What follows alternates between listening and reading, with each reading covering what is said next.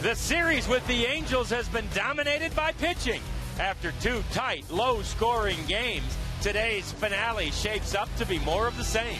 For your Rangers, it's CJ time. The staff ace is finding his stride, and at the ballpark, he's as tough as they come. The Angels counter with veteran Irvin Santana. Solid, yet he's had his struggles in Arlington. A win today, and the Rangers move closer to the West lead, and they get even on the homestand. It's a beautiful Sunday afternoon for baseball, and we've got your Rangers against the Angels next.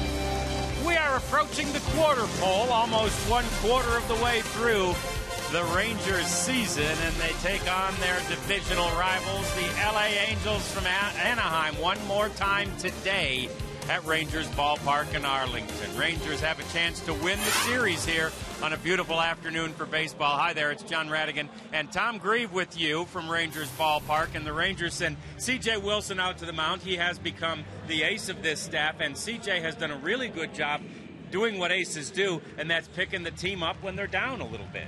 Yeah, he's been in the rotation now, John, for about a year and a couple of months, and he's been everything and more that the Rangers could have expected as a starting pitcher. One of the qualities you like to see is after a loss, how does your guy step up to the plate? CJ's done a terrific job at that. Earlier in the season against the Angels, he had an outstanding start. He struck out 9 batters in that game, pitched 7 innings. He's pitched at least 7 innings in his last 5 or 6 starts. He's throwing the ball, I think, a little bit better right now this year than he was last year. And when you look at the numbers, here's what we're talking about. He's 13-7 in 24 starts following a loss since last year. And he's got a 2-2 record with a .270 this year in those situations, and the Rangers would like to see him get another good outing out there and see if they can't pick this series victory up as they head out onto the road now for a week after the finale of the series, the finale of the homestand. Michael Young, meantime, has taken to the 4-hole in the batting order like a duck takes to water. He's 500 from the cleanup spot. We give you the starting lineups and the first pitch right after this. Time to play ball, y'all.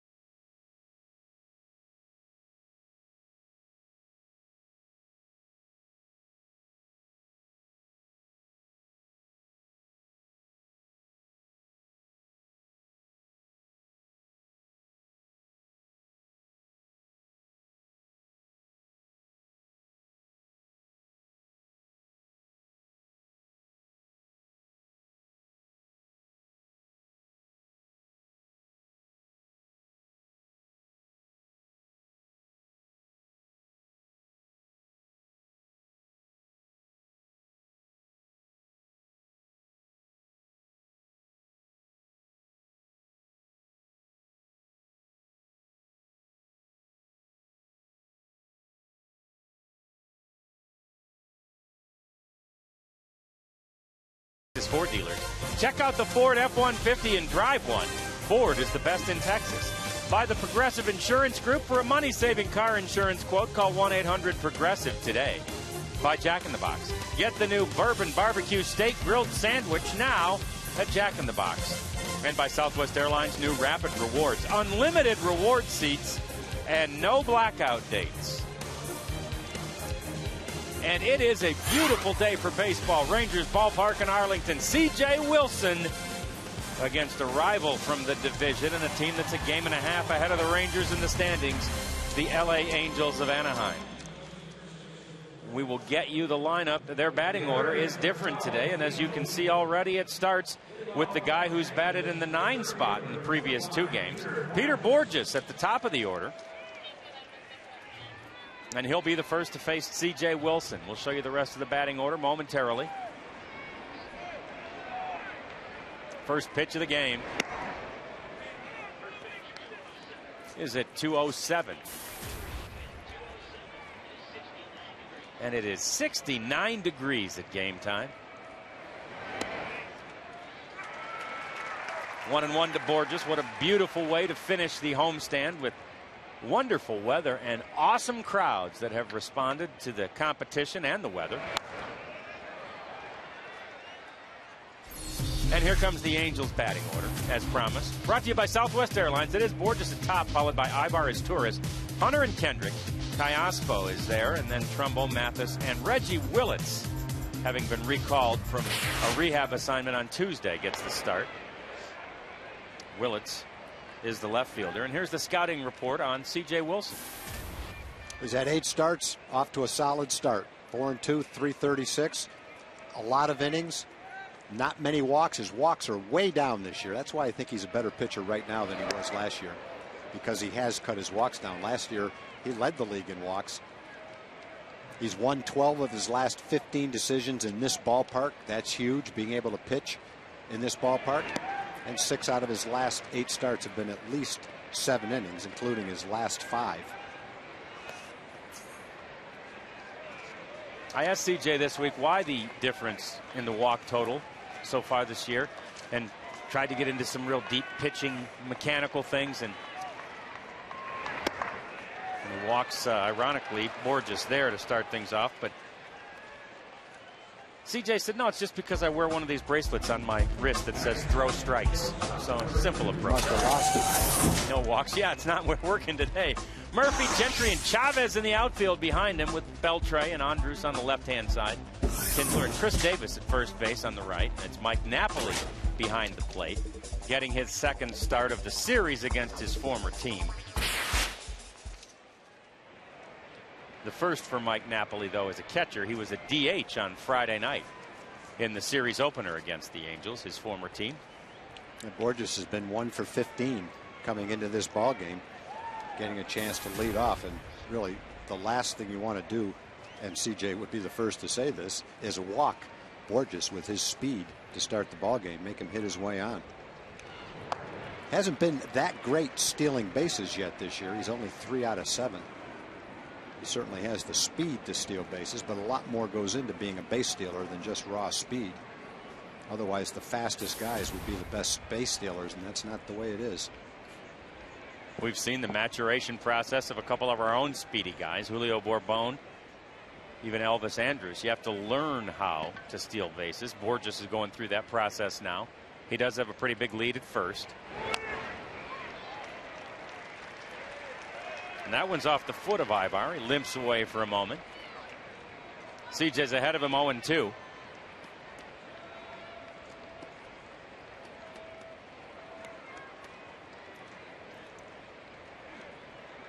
.48 strikeouts on the year already for CJ, and that has him tied for 11th most in the American League.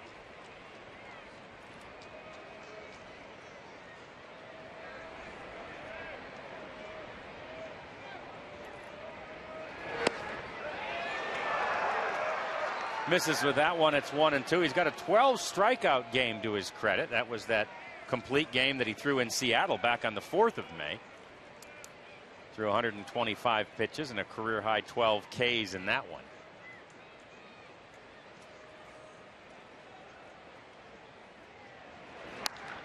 And this one's in the air toward left center field. David Murphy dives. Can't get it. Diving now into second and safe is Ibar. Borges is at third. Had a shot at him at second. The throw was there in time. Ian had to turn around to make the tag, and it looked like Ibar had a nice slide, got his hand in underneath the tag. Nice job by David Murphy to not let the ball get behind him, even though he just missed it on the dive. He got his left hand in right before the tag. Hustling double right there for Ibar.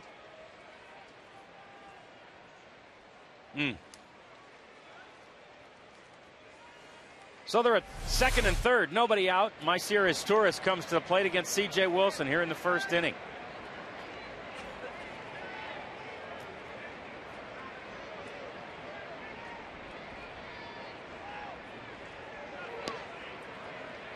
Starts him off with a slow strike. 75 miles an hour. 10-game hit streak on the line for his Torres. Ibar's extended his hit streak to 13.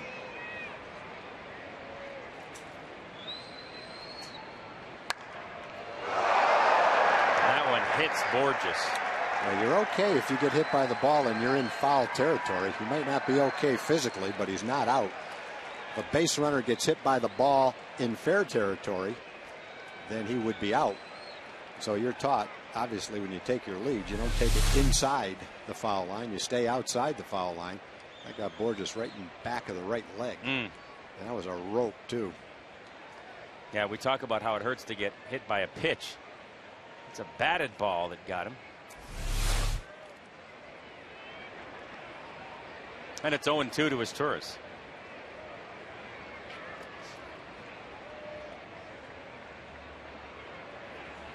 Check the runner back at second is Ibar. And now CJ concentrates on the hitter. And another foul. His Torres is hitting .364 during this 10-game hit streak. And he, of course, had the game-winning RBI in yesterday's game. Rangers had come back to tie that one at 2-2. And with 2 out in the ninth, he drove Jeff Mathis home with what became the game-winning one and a 3-2 Angels win.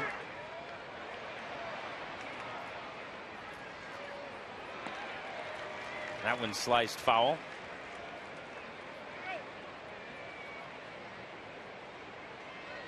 And it stays 0-2.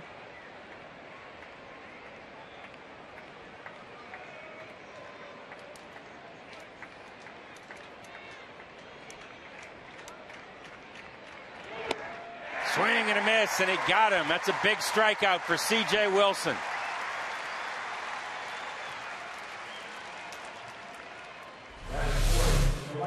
Looks like he got his Torres to swing at a high pitch, a little bit out of the strike zone. His Torres not a big strikeout guy, he's more of a contact hitter, but he does expand the strike zone in that at bat a little bit. Fouled off some of them, but couldn't make contact with the last one. And now it's Torrey Hunter, Angels cleanup man in a slump of his own. 0 for 4 yesterday with a walk. And he slices the first one foul. In 2010, CJ was 15-8 with a .335 ERA. He's pretty much having the exact same season this year. His ERA is the same, .336 this year, and he's 4-2. He projected out, and he's somewhere around 16-8 with the same ERA. But I think if he keeps pitching the same way that he's pitching right now, his ERA will come down, just because he's not walking as many guys as he did last year. Doesn't give up the long ball, tough on left-hand hitters.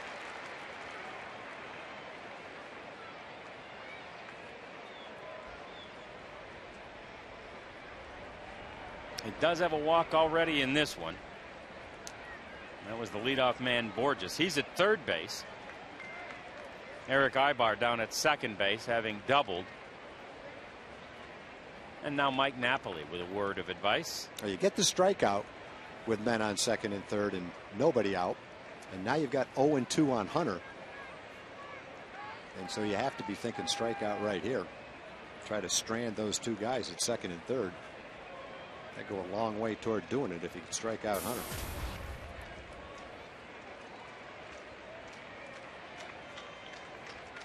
And the 0-2 pitch hits him. I thought it hit him too, but I don't think maybe it did. not. Okay. It hit the dirt, but it didn't hit Hunter.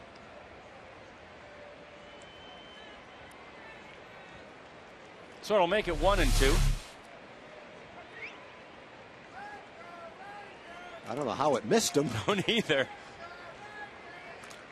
And he danced around like it nicked him, but well, slider spin when it hits the dirt will make it bounce back the other way, and I think that's the only thing that kept it from hitting him. The 1-2 pitch. Fouled. Wonderful crowd here. Looks like about the same size as yesterday when we had the 6th sellout of the season at Rangers Ballpark in Arlington. You know, John, when you go back to the first series of this stand, 3 games against the Yankees, and now the last 3 games, all 6 games were pretty close to being sellouts.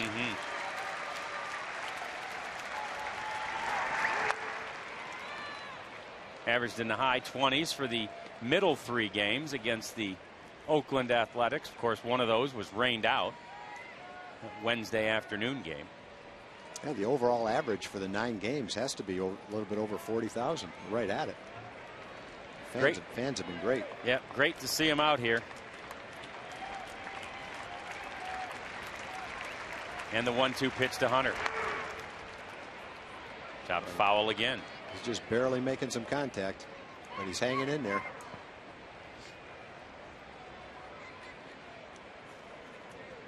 Getting that pitch count up. CJ's at 22 here.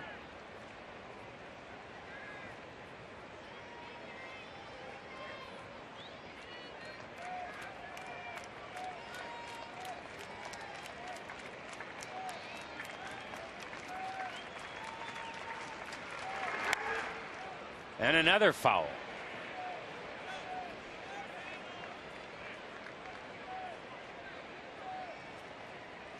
"13 road wins this year for the Angels. That's tied for the lead in Major League Baseball. They're 13-8 on the season on the road.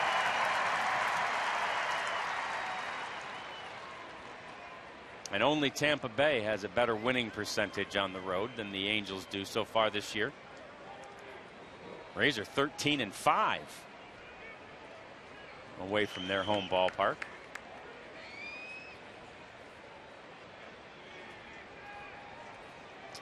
And like the Angels, they have a losing record at home. Tampa Bay 10-11 at home.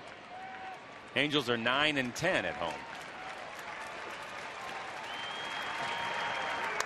8th pitch of the at bat is grounded towards short. Elvis up with it. Run scores. Hunter is retired.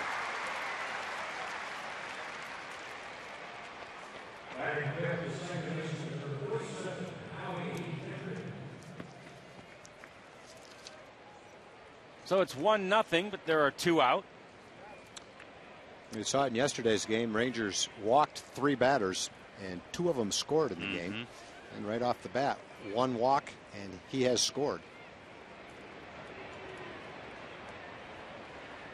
But a quick out right here, 1 run after second and third and nobody out.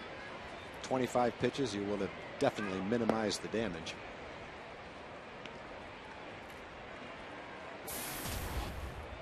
It is Kendrick who's at second base today after starting the first 2 games of this series in left field. And those are just the second and third games he started out there. Strike to him. Kendrick a much more comfortable and familiar on the infield positions. But with Vernon Wells on the DL, he's been forced into some duty out there.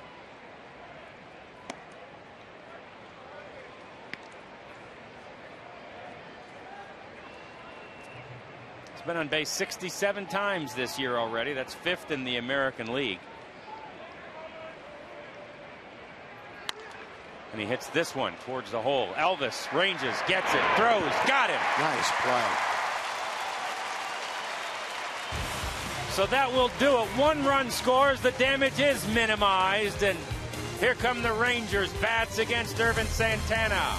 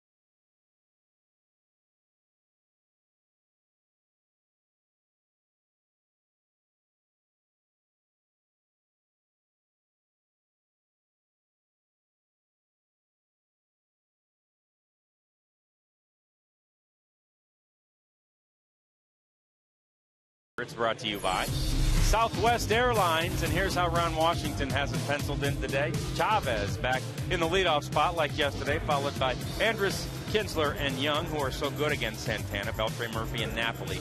And then it's Chris Davis at first base and Craig Gentry playing center field and batting ninth against Irvin Santana for the Angels. Here's the scouting report on him. 8 starts. His ERA is close to 5. In 3 of his last 5 starts, he's given up 5 runs. Second most home runs allowed since 2006. April 18th here, not a good start. 10 hits and 6 runs in 4 innings.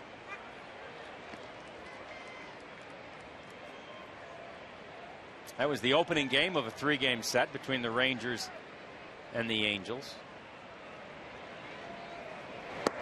And the only one the Rangers won in that series. LA came back to win the 2nd and 3rd games. And they've split the first 2 in this series.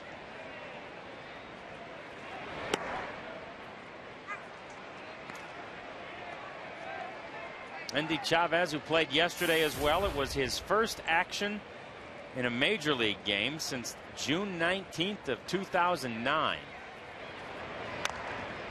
And this one's chopped toward the pitcher. Santana has it. Chavez is out.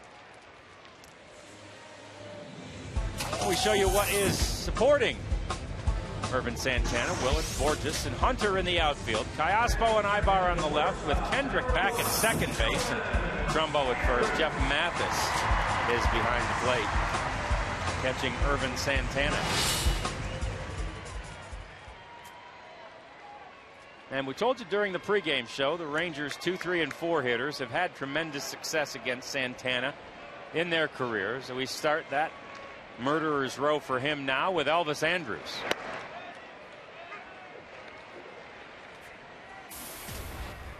.92 miles an hour for a strike.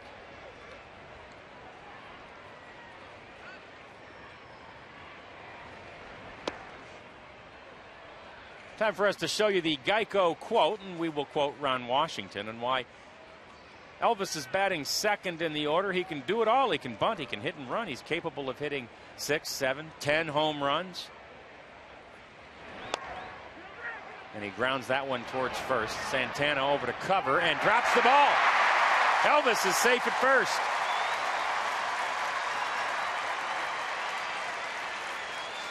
Obviously, it's not a hard play, but at the same time, Santana has to look for the bag and then look back to catch the ball. ball doesn't go far enough for him to kind of look in front of him. So he's got to find the bag and now look back for the ball. And as he looks down to re-find the bag, he couldn't catch the ball. Now the goal is an error on what looks like a simple play, but it's not that easy for the pitcher to find the ball and the base when he's looking back at the ball like that. Error on the pitcher. It's the second straight game with an error for the Angels after they had gone 8 in a row without making an error. And now it's Ian Kinsler. When Santana is pitching well and when he shuts down a team, you can usually bet that he's had a great slider that day. He's got a good fastball, but when he pinpoints his slider, that's when he's really tough. When he's having trouble pinpointing his slider, not so tough. And Ian's ahead of him, 2 balls and no strikes.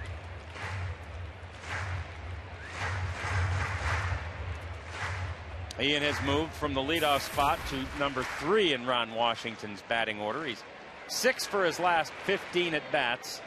That's over 4 games. Only 3 of them in the 3 spot. And he turns on this one, but it's pulled foul. Elvis was running on the play.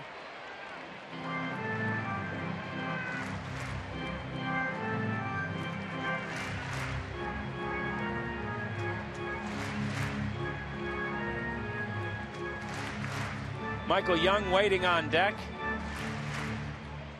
Ian Kinsler trying to improve upon a .361 average career against Irvin Santana.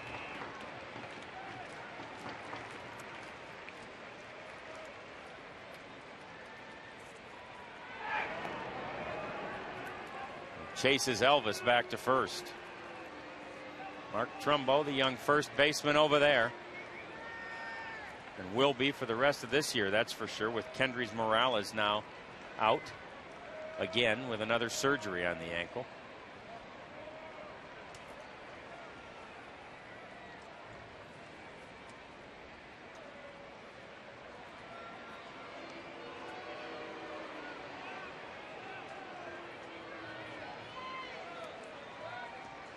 Ian with a quick moment out of the box as Elvis ties his shoe, and you see why they're worried about Elvis Andrus over there. 12 steals, has him tied for first in the American League with Ellsbury and Sam Fuld, and he's been successful on 20 straight attempts. He's going on the 2-1 pitch. Ian fakes the bunt, and he is in safely.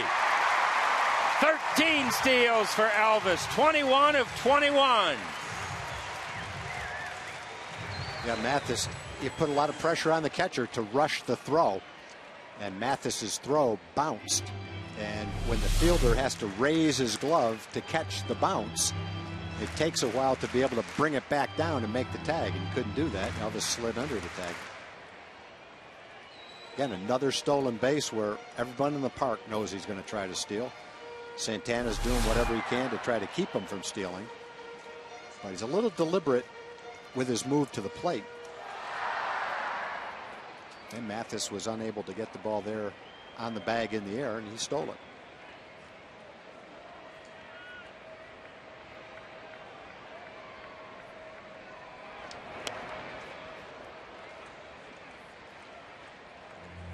Foul, and it's 2-2. And there's now a runner in scoring position. Always good news for the team that's second in the American League and 4th in the majors with runners in scoring position. Texas hitting .301 in those situations. And this one's popped up. Trumbo can't get it. They miscommunicate there, and Ian's safe. Well, there's a couple of breaks. 2 men on a little tapper back to the mound and a little blooper to first base. Kendrick was yelling for the ball. Trumbo was standing right there. The ball would have hit him almost in the head. It's a pop-up to first base, basically. Trumbo didn't move. Kendrick gave way, and it bounced right between them. And it's a single. All Trumbo had to do is reach out and catch it, but I think Kendrick was yelling so loud for it at the end, he just backed out of the way. It's Trumbo's ball all the way.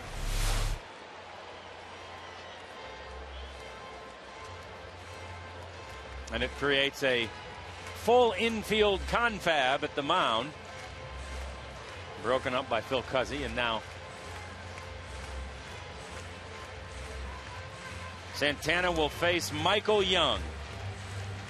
He is 6 for 12 as a number 4 hitter, which he did for the very first time in his career this week. This is his 4th straight official game. He's played 3 in a row, plus the rainout as the cleanup man. And he's batting .500. He's also at .525 with runners in scoring position. That's second in all of baseball. It's Elvis Andrus at second and Ian Kinsler at first.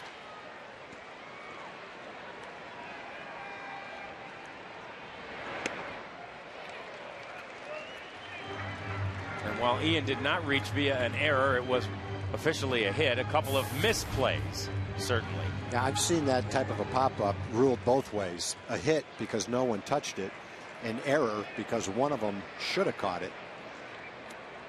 That one was ruled a hit, and if you're Ian Kinsler, you say thank you very much. Sure. Some of my line drives have been caught. About time I got one like that. Michael Young hits it toward the gap, right center field. Borges ranges over. He makes the play. Ian slips, or rather Elvis slips as he tries to tag and stays put. Yeah, Elvis was halfway, and then he saw Borges close on it, tried to get back to the base as quickly as he could, but he couldn't get back in time to tag. There were 2 outs now. That's not the end of the world. Hard hit ball by Michael, though. A little bit more in the gap, and he's got 2 runs. Borges has excellent speed, and he just ran it down in deep right center field. He brings up Adrian Beltre.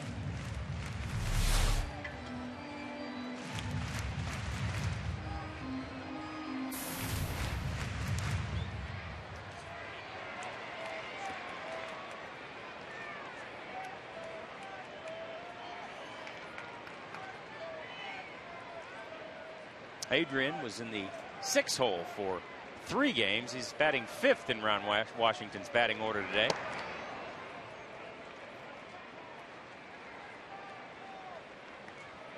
And that's a ball to him. 5 RBIs in the last 5 games for Adrian. Like to pick up at least 1 here.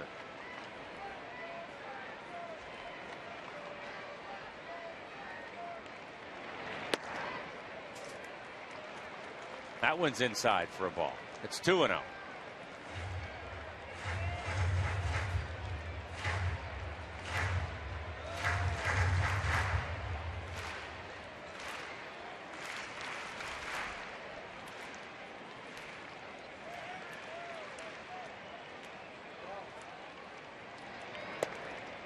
Santana. You can chalk that ball up to holding the ball too long, worried about Elvis at second base.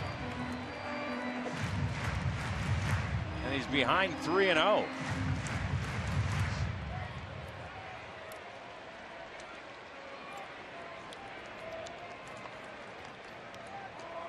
Elvis is not going to run right here. 2 outs and Beltre ahead in the count. If you're Santana, you pretty much say, look, if you want to try to get a jump and steal on us, go ahead. I'm going to concentrate and get the hitter right here with 2 outs. With the take on, he gets his first strike. It makes it 3-1, and perhaps Mathis goes now to deliver that message or remind him of that. Unless you know you can basically steal third base almost standing up, the risk isn't worth getting the extra base with 2 outs, especially when you've got one of your best RBI guys in the plate right now. 30 of those on the year for Adrian Beltre. It's got him tied for second in the American League.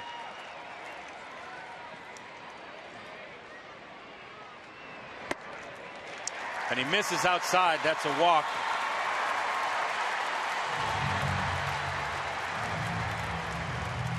And it'll bring up David Murphy. And the bases are loaded with Rangers in the first inning.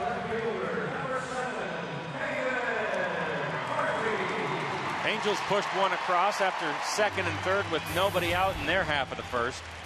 Rangers now trying to take advantage of a bases loaded situation. There are two out here.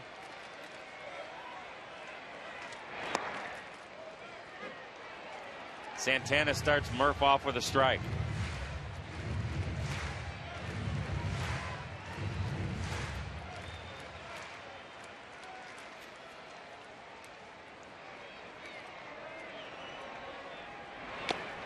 If Santana does pitch out of it, it'll be pretty nice pitching. He will have had to basically get 5 outs in the first inning.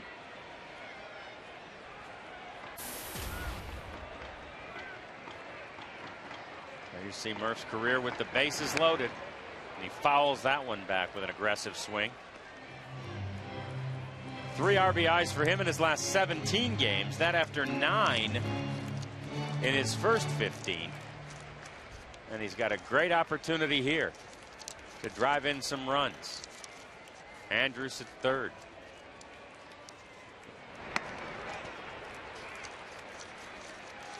Ian Kinsler down at second base and Adrian Beltre at first.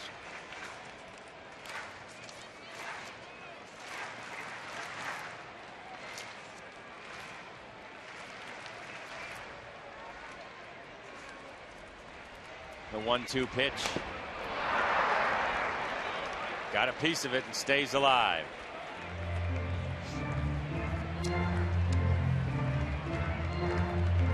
Santana's pitch count now getting up after CJ needed 28 in the first inning. Santana's at 26.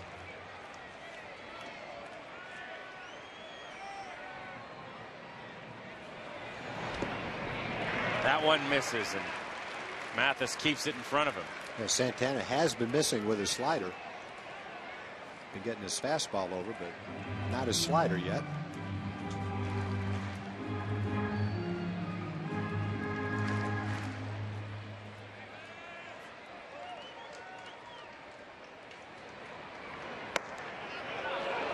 Two pitch misses, and it's a full count to David Murphy. High drama in the first inning.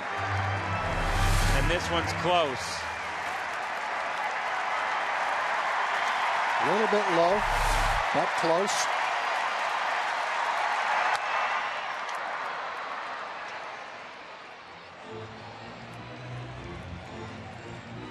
David fouls that one off. Probably like that one back.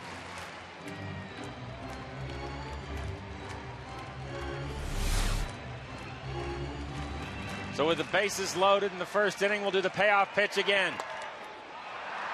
And it's popped up. And it's caught by Ibar. So the Rangers leave him loaded in the first. Here comes C.J. Wilson. It's 1-0 Angels.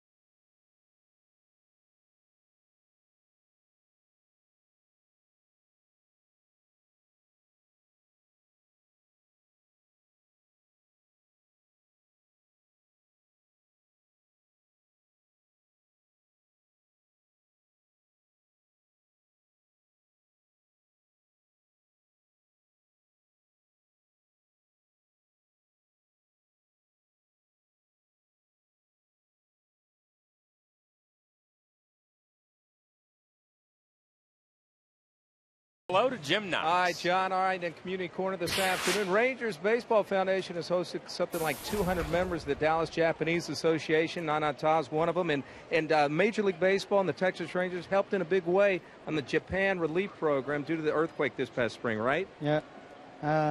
Rangers help Japanese affected by tsunami and earthquake. It is so. Yeah. They've helped in a big way, and for those who want to continue to help, go to the website. You see it on the screen, www.godja.org. Appreciate it, guys. Thank you for being with us. All right. Thank you. All right, Noxie, thank you very much. CJ with a couple of quick balls to Kai Ospo, and then he grounds that one foul.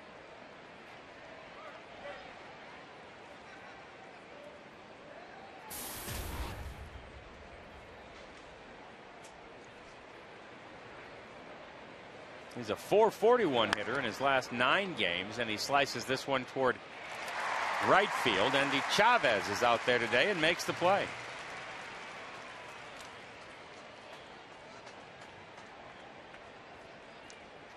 Second straight start for Endy. He was in center field yesterday. He had that horrifying knee injury back in June of '09.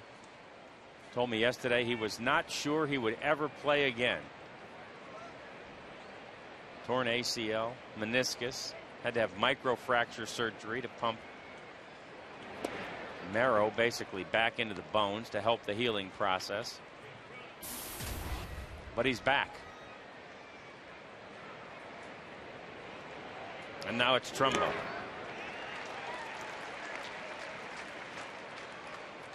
And the foul tip makes it 1-1.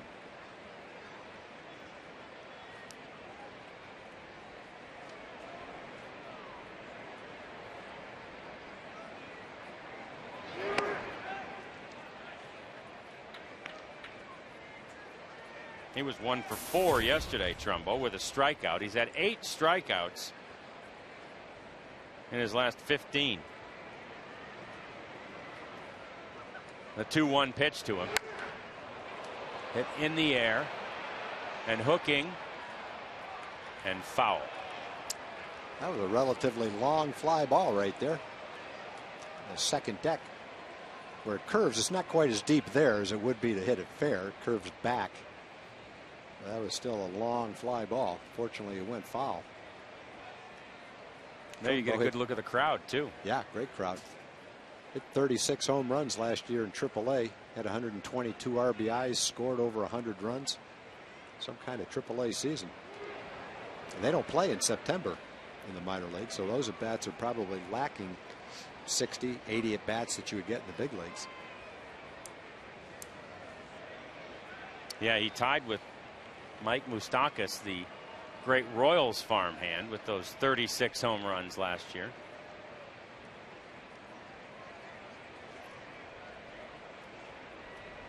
And the payoff pitch. Reaches out to get a piece of it. Slices it foul.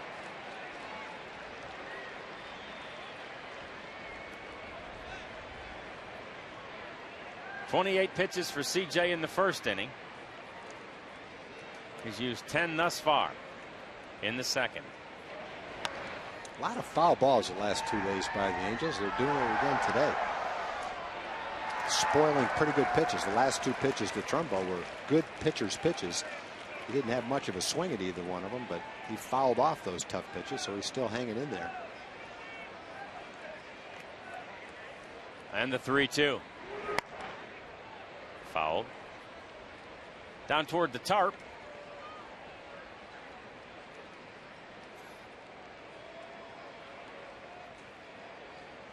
The 2010 minor league Angel of the Year steps back in against C.J. Wilson.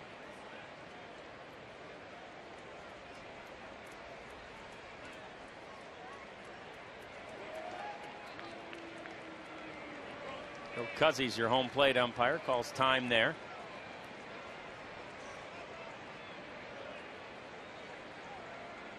And the payoff. Walked him.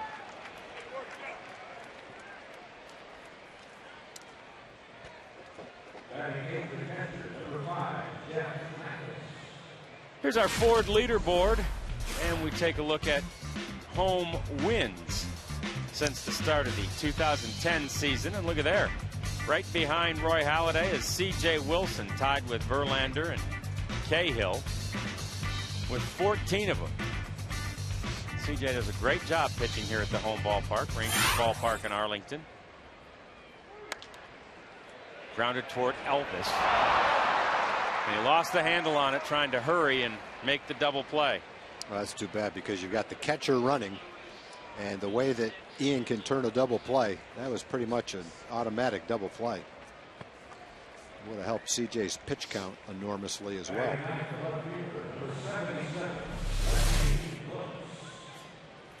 So it's a fielder's choice and an E6. Yeah, that's a simple play for Elvis. It just a little bit careless. Didn't have the focus or the concentration hitting the top of his glove. That's 9 errors for Elvis. That's an unusually high number for someone as good as he is defensively. That's an error you shouldn't make right there. 35 for the Rangers as a team this year, and that still has them first in all of baseball. And now it's Willits, who comes in with no average, having been recalled from a rehab stint in Salt Lake City on Tuesday. Started the season on the disabled list.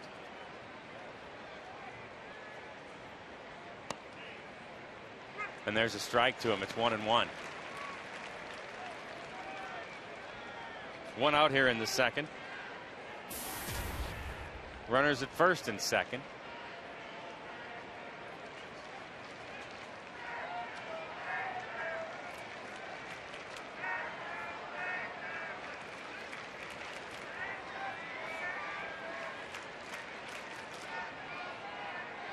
And the 1-1 pitch from CJ.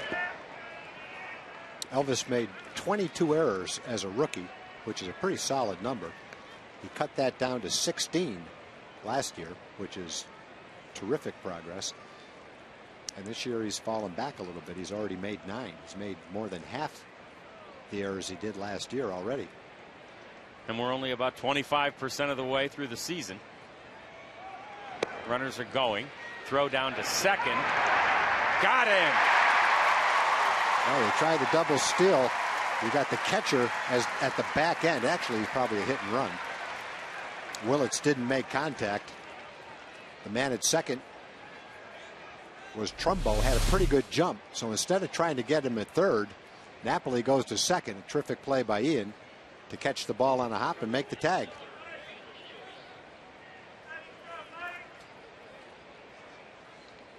And it's 2-2 on Willits with a runner at third now.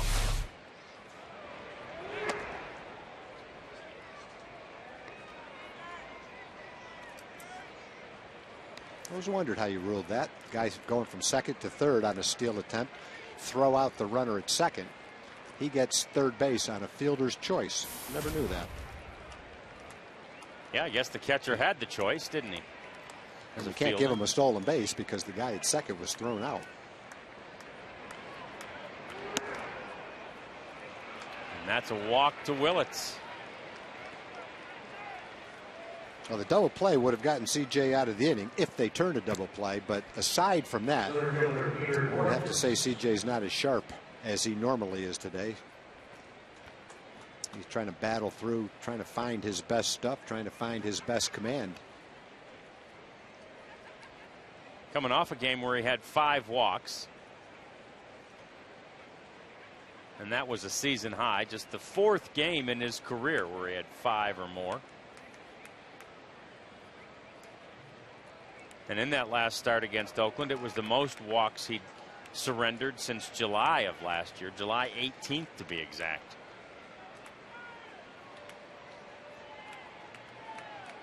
Now we'll deal with the top of the order. Board just drew a walk his first time up.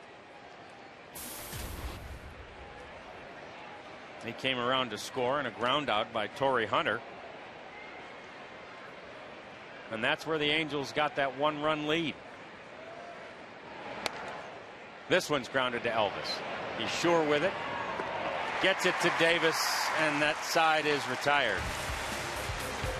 So nothing across in the inning. And it's 1-0 Angels. We're headed to the bottom of the second.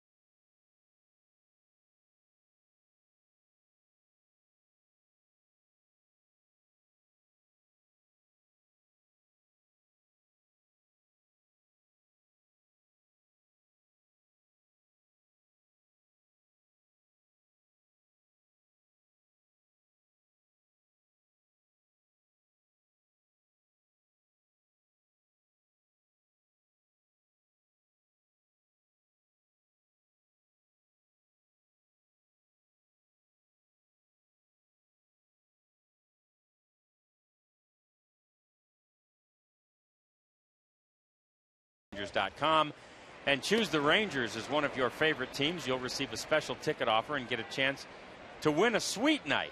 Vote today at TexasRangers.com. Mike Napoli against his former team. And he skies this one towards right field. Not deep. Now, one thing we've seen, John, the last couple of days is the wind is not blowing much at all. In fact, today it's blowing out a little bit toward right field, so there hasn't been anything resembling the jet stream which aids the balls hitting the air to center and right center field. You got to hit a home run to hit a home run today. You can't just hit a pop-up that blows out of here. Thermometer out there on the office building says it's 67 degrees now with 69 at game time, so just a perfect day for baseball as Chris Davis steps in. His 11th start of the season. 9 of those at first base, 2 at third.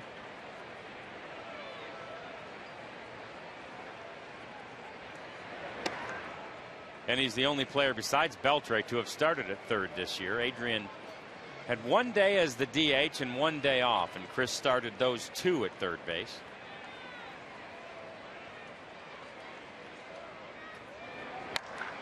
And he hits this one in the air toward left. Back to make the play is Willits. He gave it a pretty good ride the opposite way. Looked like about halfway there, like it might carry out of here. And it almost did. Good fastball to hit. Chris hit it pretty well. Maybe got underneath it a little bit, but still hit it right to the base of the wall in left field. Drove Willits up against that out-of-town scoreboard. And he holds on. Here's Craig Gentry. His 3rd start of the season. The Rangers are working without all of their opening day outfielders, all on the disabled list. Josh Hamilton, Nelly Cruz, and now Julio Bourbon.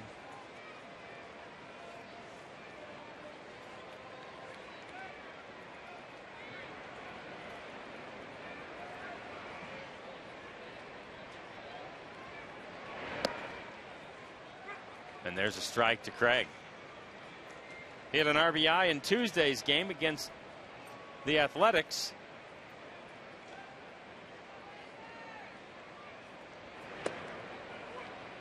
And that one's outside.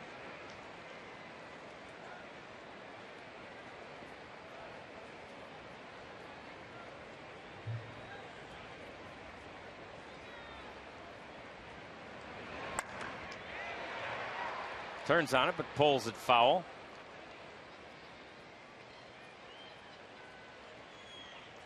And Nelson Cruz has been working toward getting that strained quad healthy, doing all kinds of crazy rehab exercises. And at one point when we were in Ron Washington's office earlier today, he's strike 3 called. We'll get you to more of the update on Nelly a little later on, but Craig Gentry is down on strikes, and it's a 1-2-3 inning for Irvin Santana. Here come the Angels in the third.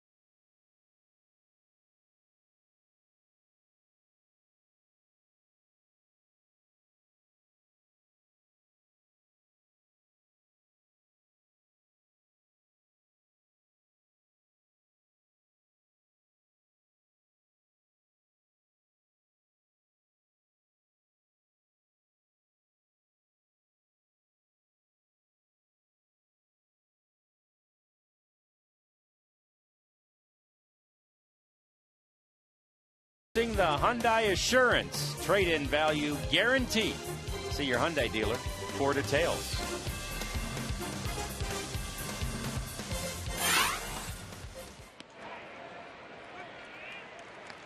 First pitch strike now from CJ to Eric Ibar.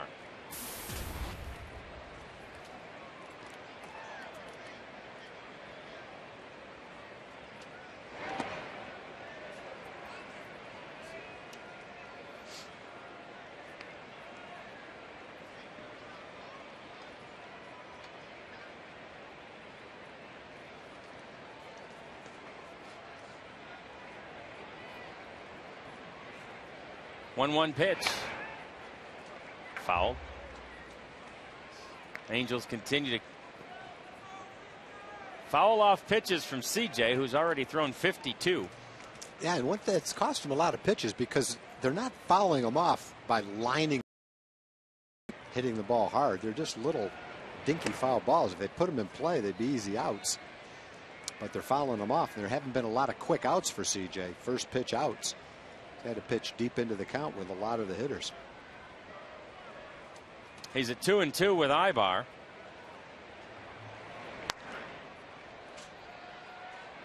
And that one's fouled away. He had a double his first time up. And that extended his hitting streak to 13 games. He's hitting a little over 340 in the streak. And the 2-2 pitch. In there for a strike 3 called.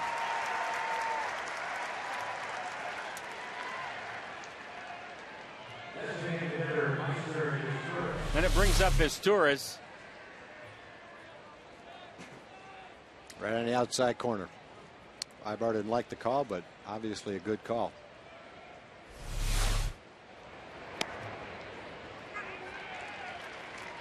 And there's a strike to his Torres.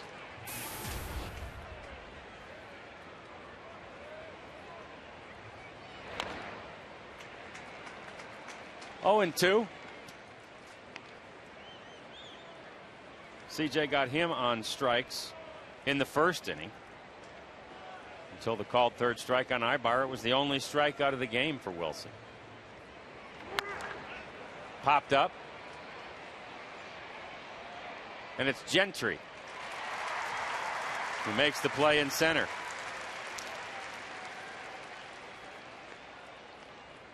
So there are 2 away here in the top of the third inning, and the cleanup man, Torrey Hunter, comes to the plate.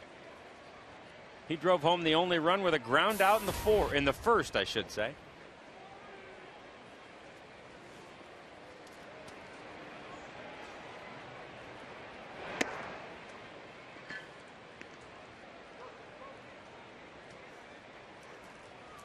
Look at that sea of Rangers fans.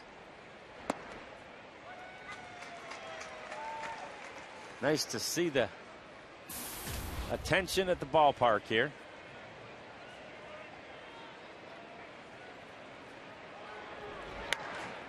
And that one's into left field.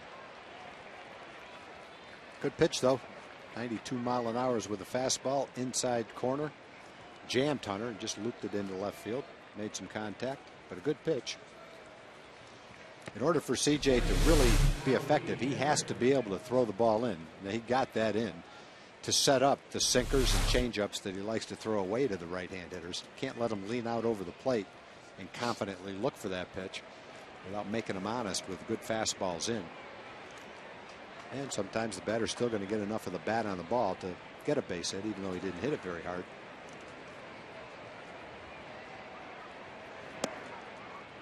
And there's a strike to Howie Kendrick.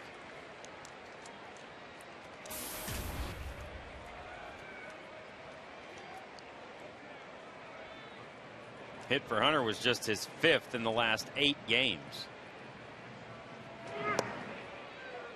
CJ misses with that one. It's 1-1.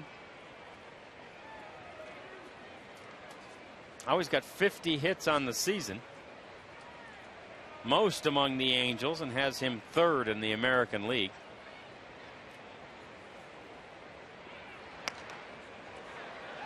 And that one's fouled off the advertising boards. There you see that hits leadership board. Michael Young first with 54 in the American League, followed by Gonzalez, and then Kendrick and Ichiro at 50 each.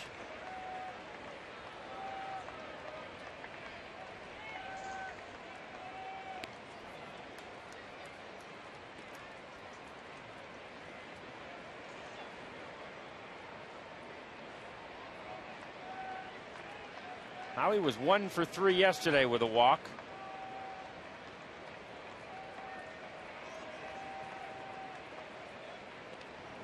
CJ checks Torrey Hunter back again.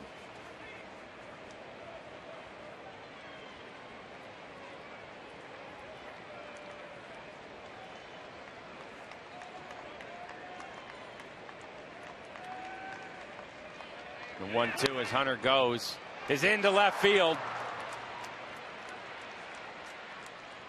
On to third base is Torrey Hunter. And they're at first and third with 2 out.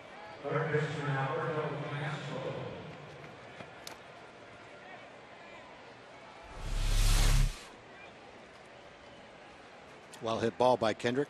Kendrick having a solid season. He's been hot lately. He's well over 300. He's got some nice versatility too for Mike Scioscia. He can play first, second, outfield positions. Probably play third if you wanted him to.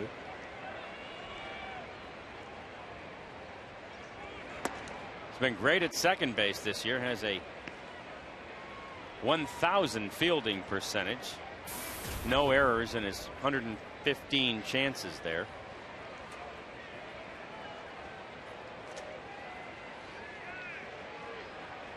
And this is Kai Aspo.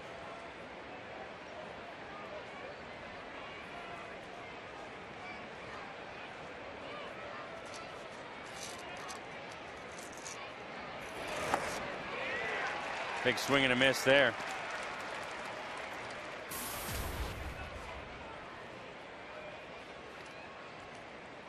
Modest 6-game hitting streak going for him. He's hitting .441 in his last 9 with 10 RBI. Throw back to first and safe is Kendrick. Callaspo's been 2 for 4 in each of his last 4 games.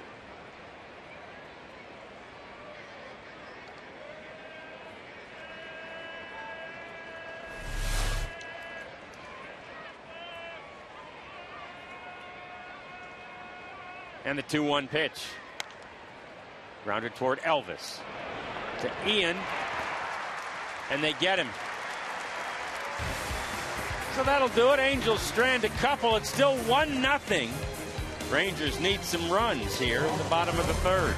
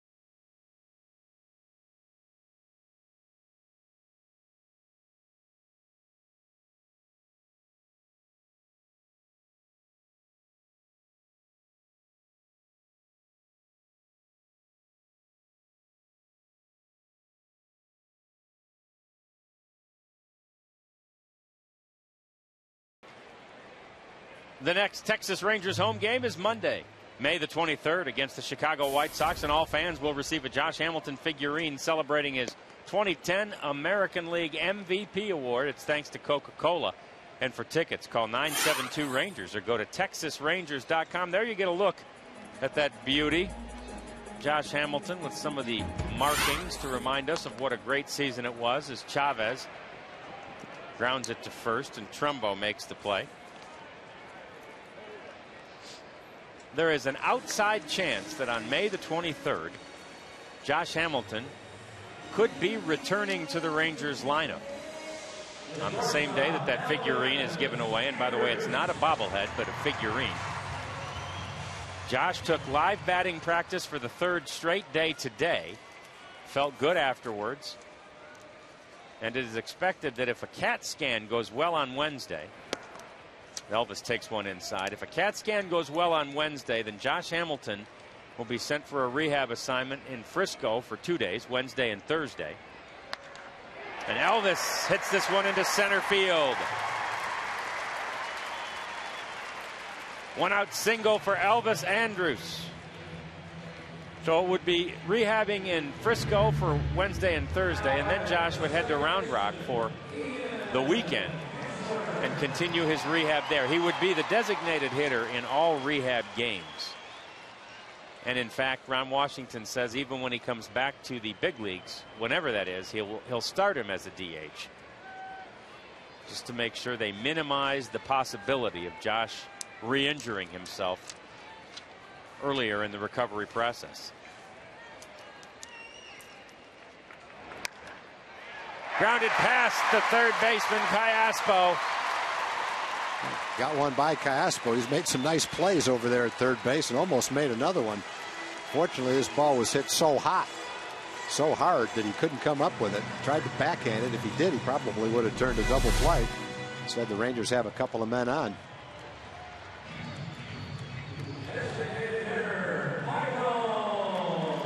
And it brings up Michael Young. Runners at first and second for Young. Hitting .525 with runners in scoring position. Oh, he was in this position in the first inning and shot about a 380-foot line drive to right center field. This time he hits it to left center field, and it is over there and caught by Willits. Tagging is Elvis. Hit that one a little bit off the end of the bat. That one didn't jump off his bat like the line drive to right did. Still two well hit balls, both with men on first and second.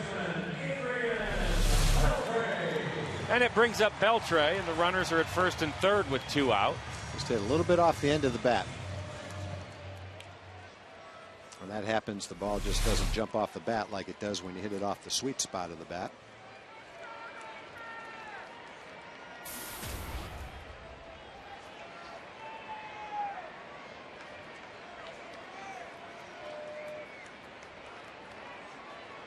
Beltre drew her walk his first time up.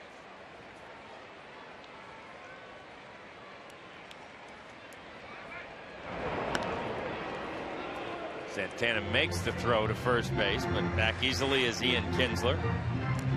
It's Ian over there at first and Elvis at third. Rangers down 1-0.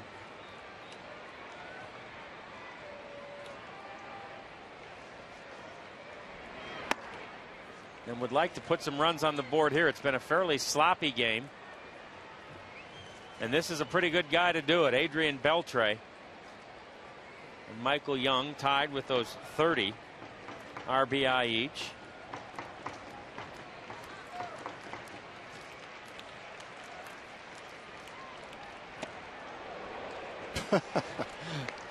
Tiptoeing out of the way right there. Yep. Fastball in. Always love that little dance he does on the inside pitch. Beltre was in this same position, 2 outs in the first inning, and he walked. Got a good hitter's count right here. Good RBI guy at the plate. 2-0 pitch, swing and a miss. And a good 2-0 pitch, a slider. And when Santana's throwing the slider like that, he is very tough.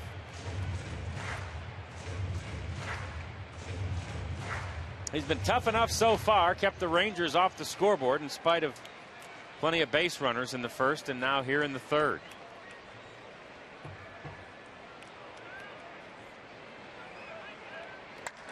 And Beltre hits this one toward left field. Willits is going back.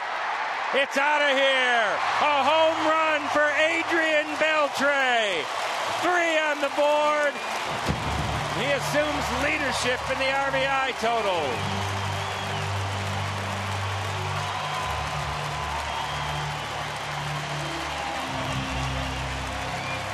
That's a big hit for the Rangers. They left the bases loaded in the first inning, and you didn't want to leave men on base again. And Beltre didn't. Just cleared the left field wall, and after Santana had got him on the 2-0 slider, came back with a fastball. Beltre trying to dodge the taps to the head, trying to see who's doing it. Ready to unload on somebody. Then he sees it's Josh Hamilton and thinks better of it. You know, I think if you tapped his head after he struck out, you might be in trouble. That's right. After a 3-run homer, I guess you can get away with it. You'd have to be a fool to touch his head after he struck out, though. Yeah, you might want to steer clear. You might deserve whatever happens to you.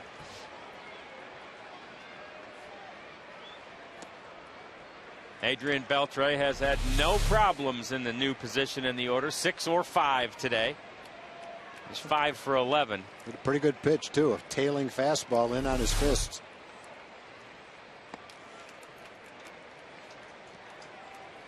And the Rangers have taken a lead. It's 3-1. It just got out.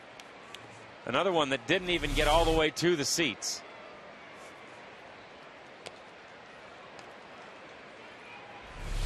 And here's what they were thinking on the bench. Is it going to go? Yeah.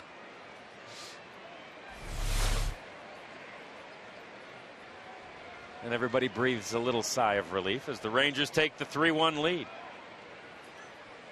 The 2-2 pitch to David Murphy. It's popped up. Foul, but in play for Mathis, who makes the play.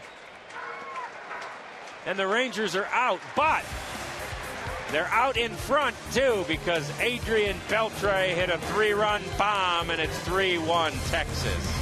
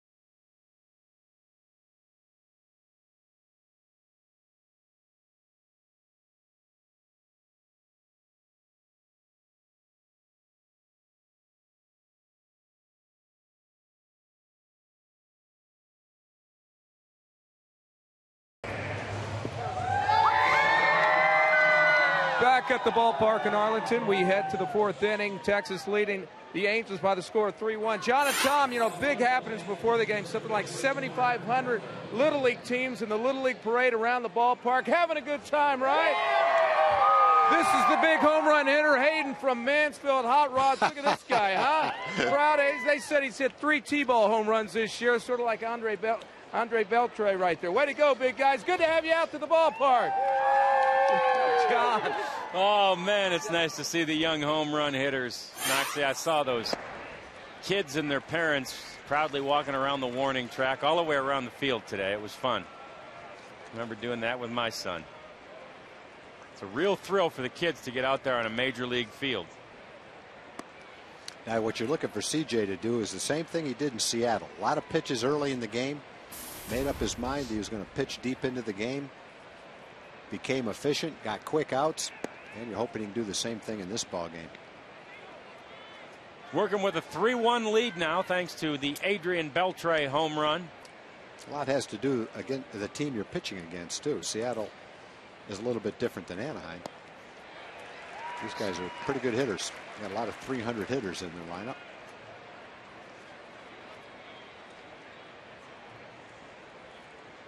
Four of the starting 9 today up over 300. And Trumbo hits this one toward center field. Gentry races over to get it. Well, one thing the Rangers have today is a very good defensive outfield. Got David Murphy's a solid left fielder.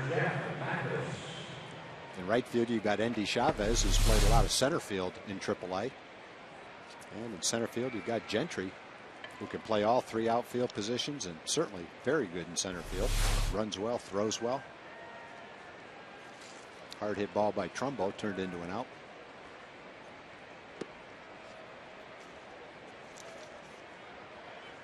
Gentry's got the double whammy of the glasses on the head and the eye black, so he's covered for all eventualities out there as Mathis steps in.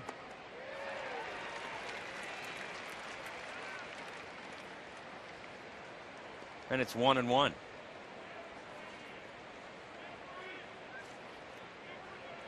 Got hits in his 5 of his last 6 games.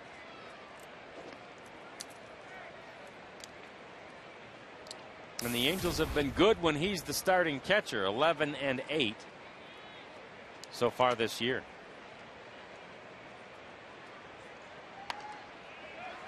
John, it's another good day in the bake department. Richard and Suzette Schreiber from Windthorst, Texas, sent another great batch of Suzette's cookies from her bakery there. And one of our favorites is that ground ball to shortstop. Elvis with a great play. I actually like that play better than what I'm going to say about the food. That was unbelievable. Elvis has made two nice plays ranging far to his left. That one, he knew he had plenty of time. He just wanted to make sure he got an accurate throw. Doesn't have to throw it hard, doesn't have to be all the way in the air. You got Chris Davis at first base, and he's going to catch anything you throw over there.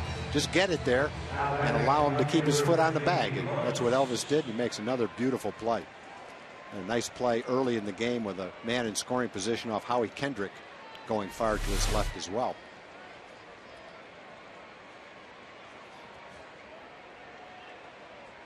But Kyle Gatewood turned 9 on May 1st. He's from Hamilton, Texas. He's here today with his mom and his dad and some friends. And Kyle's grandmother, Nelda, made the sopapilla cheesecake that you're enjoying right now. Thank you, Nelda. And happy birthday, Kyle. And that's like dessert. Nice inning, CJ. Yeah, nice inning indeed. 5-3 on the final put out as Beltre makes the play. 3-1 on the score in the middle of the fourth.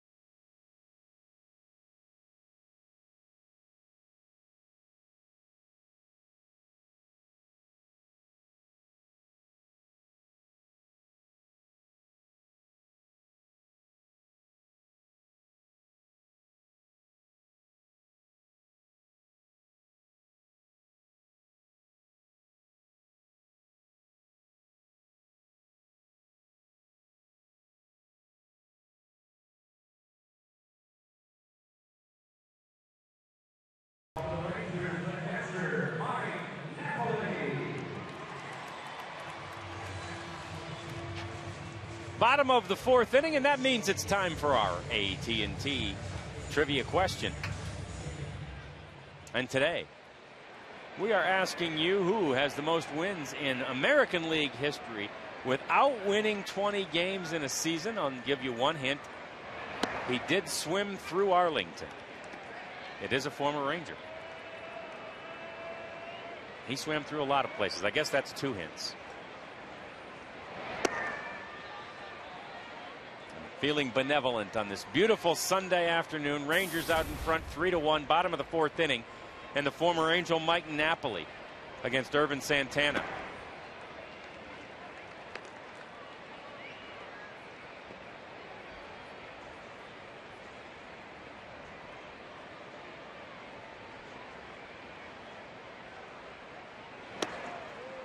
Swing and a miss there by Mike.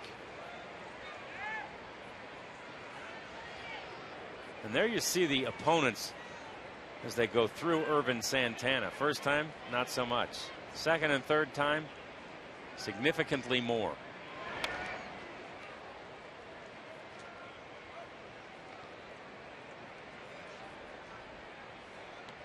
And that's one of the things that Napoli talked about regarding Weaver when we talked about him having caught Weaver so many times, is that Weaver can change things up so dramatically on that second and third time through the order and pitch a guy completely different in that second and third time through the order. So his numbers may not be as dramatic. This one's grounded to second.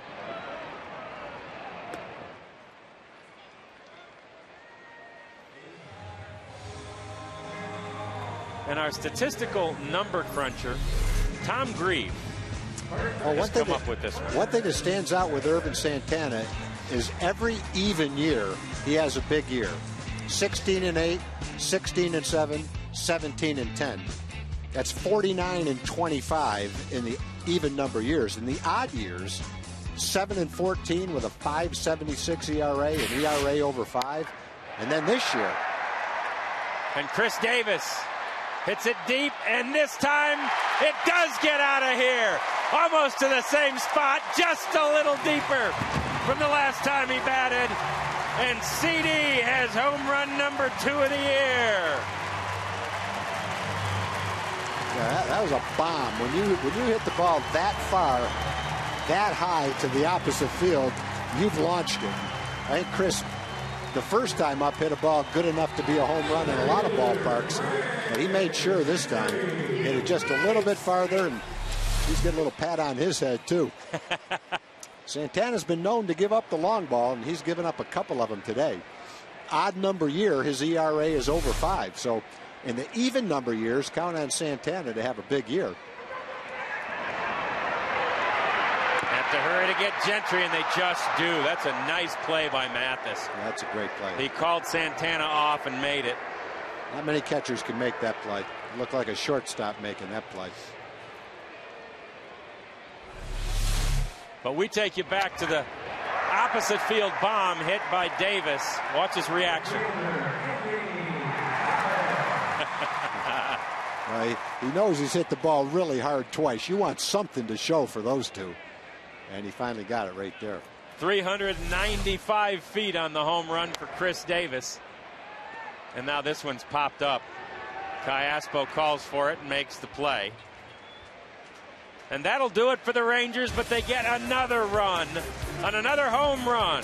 Homers in back-to-back innings. It's 4-1 at the end of 4.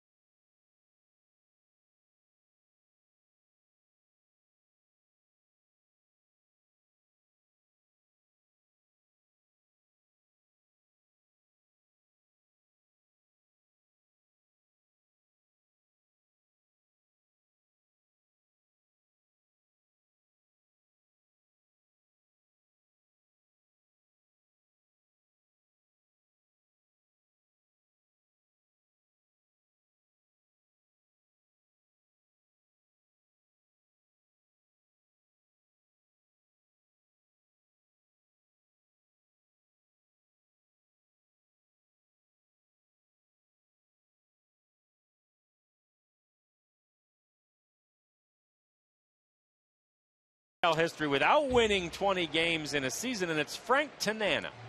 233 career wins, and his high was 19 back in '76 with the Angels. Frank pitched for both of these teams. Also pitched for several others, including the Tigers.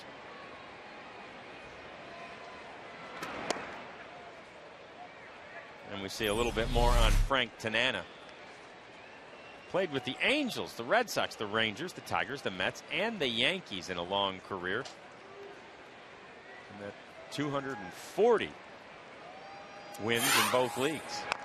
Yeah, he's a unique pitcher too. Not many kids start their career like he did, throwing whatever 96, 97 miles an hour with a great curveball. He was on his way to being one of the more dominating pitchers of his era, and then had serious arm problems and came back as a soft tossing curveball pitcher and probably won more games toward the end of his career than he did earlier in his career when he had the 97 mile an hour fastball. And now we welcome Mark McLemore to the booth here. Celebrate the 5th inning with him. Nice to see the Rangers get a couple of bombs in those last 2 innings, Mac. Very nice to see, and especially nice to see Chris Davis get a hold of one. He had a good at bat that first at bat and just missed that first one, but he got that second one. Yeah, he wasn't going to be denied that second time. Looked like he knew what he was looking for. Hit it 395 feet. The payoff pitch to the leadoff man is Borjos, and he's popped up. Ian's got it. He walked Borges the first time up, and that was the Angel run. He was 3-2 on him here in the 5th, but threw him a strike and got him out. You had something a little frustrating developing there, Mac, didn't you, where the Rangers were getting some breaks, errors and missed pop-ups, and they weren't able to capitalize. But fortunately, they've done that in the last couple of at-bats. That's tough. You know, when a team gives you more than 27 outs, you want to try and take advantage of it as many times as possible. And the Rangers just weren't able to do that yet or early on in the ballgame. Mac, as someone who's played a lot of second base, what was your view of that pop-up early in the game that they had? Is it the second baseman's job to take charge, or was that the first baseman's ball? What is it on that one? Absolutely not. I saw Kendrick running over. This one's hit in the air toward the gap in center field, and it's out of here. How about Ibar? That's only his second home run. We've seen both of them. One left-handed to right field, but on a day where the wind is doing nothing to help the batter hit a home run, I had to look down and at my scorecard to see if that was who that was that was hitting. He had put a charge in that like a big guy. Wow. He's swinging the bat really well, a lot better than he has in the past. He's swinging it with some authority. He's putting some thump behind it, and that's just not the Ibar that we're used to seeing. No, I don't remember him hitting a ball like that. Hit that one 406 feet, and it just got out. Fans have been denied pretty much all of these home runs today. They've landed between the seats and the retaining wall. Elvis with a long throw, and they get him. That's just Torres who's out. Ibar's got 16 career home runs, 7 of them now against Texas, and 2 in the series. Sorry, John. Getting back to that pop-up, Mac, what were you finishing up on that? Well, I was wondering where Howie Kendrick was going to. I mean, the ball was really right there at Trumbo. Yeah. You know, he was right under it. And usually that rule is, if that guy, even if the guy is not a good fielder, doesn't like pop-ups or whatever, if he's under it, then it's his ball. You don't want to run from your position over to his position and, you know, catch a pop fly. Now, Kendrick is playing up the middle, and that ball, Trumbo's taking 2 steps to his right, and he's right underneath it, and Kendrick's calling for it. So there's no way that should have been his ball. No, I didn't think so either. Looked like Trumbo's just going to reach out and catch it, but Kendrick was yelling so much he finally backed away right at the end. You know, what I really thought about right there was, what would Will Clark have done if I had been running over there calling for that? probably punched you. I could see a stiff arm out there like that, and him catching. Mackley, what are you doing? Yeah, go away. Yeah. Everyone in the stadium would have known what he was thinking. That's for sure. You know it. They probably would have heard him as well. Yeah, there's no doubt that high pitch. Will Clark voice. Is that what he called you, Mackley? Called me Mackley. That was his nickname for me. Well, one of many, actually. I bet, yeah. Can't say them all, can you? No, I cannot. No, I'm sure. 3-1 pitch now. Torrey Hunter draws a walk. It's been a struggle for CJ today. He's trying to battle through a game where he doesn't have his best stuff, doesn't have command of what he does have, and he's trying to battle through it. He's already at 97 pitches in the 5th inning, but he's got a lead and he's working hard. He had that 12-pitch 4th inning that Desperately needed shutdown inning after the Rangers had taken the lead. They still have it at 4-2, and now Mike Napoli will go chat with him. Well, this is when you can tell when you've really got a pitcher, a guy that knows he doesn't have his A game today. He's got to learn how to win and pitch with his B game. And CJ's doing a pretty good job. He's really only given up a couple of runs. You know, he's walked a few guys. That's not his normal MO. But being able to pitch and be effective with your B game, that's the sign of a quality big league pitcher. And there you see activity in the Rangers bullpen, in large part due to that pitch count, which is at 98 for CJ now. Tomko's working out there. And this one is looped to Elvis, and he makes the play. And that'll do it for the Angels in the 5th inning. They get a run on the home run by Eric Ibar, but the Rangers still lead it 4-2.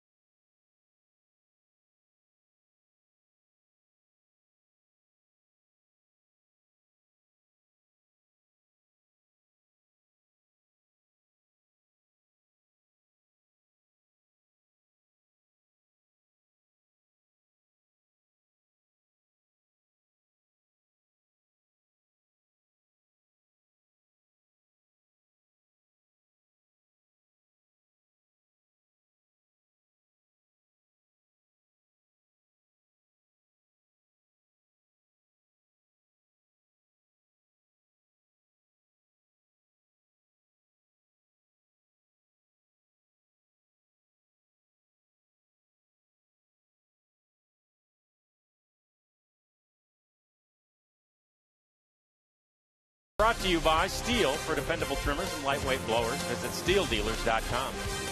And introducing Hyundai Assurance. Trade-in value guaranteed. See your Hyundai dealer for details.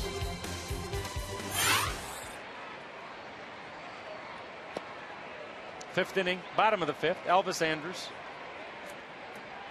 reached on an error in the 1st. He singled and came home on the Beltre home run in the 3rd. And the Rangers have a 4-2 lead. Santana needed only 10 pitches in that 4th inning, but one of them was hit 395 feet. He threw only one pitch to Chris Davis in the at-bat. And CD got his 2nd home run of the year.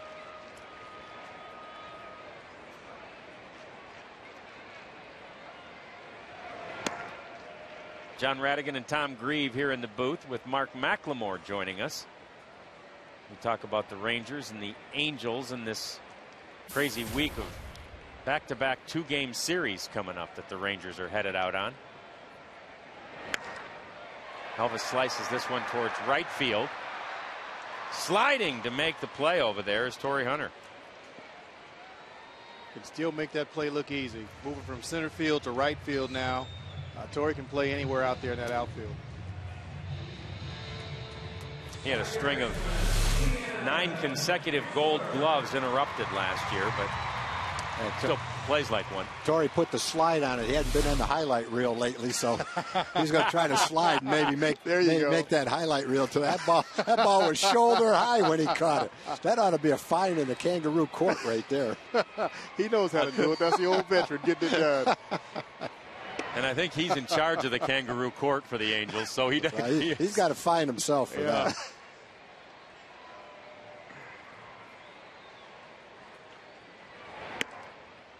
Tag, did you guys do a lot of kangaroo court when you were playing?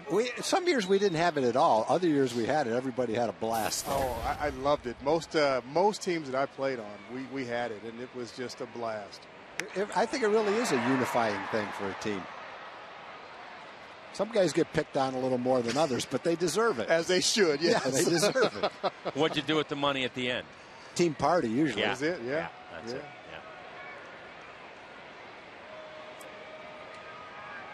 There were guys that you just knew were going to show up in the box every time you had it. Yeah, they always said the wrong thing at the wrong time, boy. That's $1. That was one year. I think Bert Blyleven was our judge. This one sliced out toward right field. Hunter on the run again. And he can't get that one. Ian Kinsler's in at second base.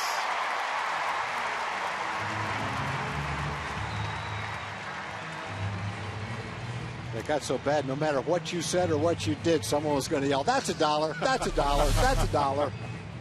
So we had a good team party. Oh, Ian's got 3 hits today. This one looked like it hit the chalk line, right in the middle of the chalk line. The other was the blooper we talked about to first base. So maybe Ian's good fortune is starting to change. Bad fortune is starting to change. They're starting to fall in for him now. Ian Kinsler safe at second. Safe and secure. New York Life. So it's a 1-out double for Kins. Brings up Michael Young. You know, Tag, one of my favorite finds was young guys that were coming up for the first time. They got called up after opening day. They had an automatic fine for being late for the season. and if they argued, you probably doubled it. Doubled it, yeah. You know, they were looking around like, what do you mean late for the season? Wasn't my fault. Yeah. That's $1 more. Be quiet. There you go. The funniest kangaroo court I ever saw, and I didn't even see this, Marty Scott was managing our AA team, and we had a trainer named Joe Neiman. And Joe kept getting fined and was upset and didn't want to pay his fine. And Marty said to him, all right, you either pay the fine, or he got this miner's cap at a toy store with a little light on the front of it and a chin strap on it. You either pay the fine or wear this miner cap for the whole game in the dugout. And so Joe said, all right, he owed like $80. I'll wear the miner's cap. And they put this miner, now he's the trainer, put this miner cap on his head, and he had to have the light spinning around the whole game. And they caught a picture of him in the dugout with his sad look on his face, and they put it in the paper. And all the players say, well, what happens if one of us gets hurt and he has to run out the field? That would have been great. But it never happened. Oh, he'd had a good view of it with the light. That would have been worth paying for. That would have been perfect. Get in. Michael Young. Can't get it in front of Borges.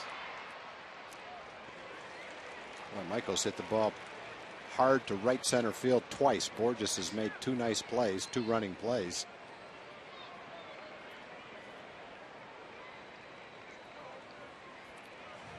I can really see why Mike Socha has been high on this kid. He can cover some ground out there, and he looks like a pretty good offensive player as well. And here's our Coors Light cold hard blast, and it's Adrian Beltre the last time he batted. And he got it out into left field and gave the Rangers that 3-1 lead. They now lead at 4-2 as Beltre comes up again. And he's got a runner in scoring position again. And Adrian's up to 33 RBI now. Brett Tomko's been throwing in the Ranger bullpen. We'll see if that's it for CJ or not. CJ's at 99 pitches after an 18-pitch 5th inning.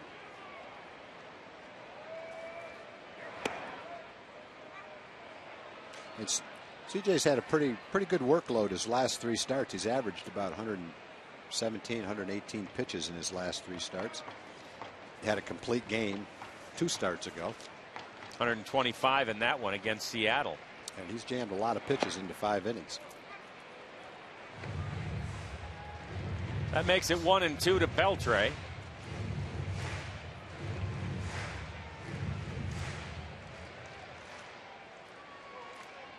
Adrian 1 for 1 officially after a walk in the first. And this one's towards second base. Up with it is Kendrick. and he makes the play. So that's it for the Rangers in the 5th inning. Mac, we appreciate you. We'll enjoy you on Rangers Live. Had fun. Thank you. Good. Thanks for the time, guys. Mark McLemore, 4-2 Rangers. We're headed to the 6th.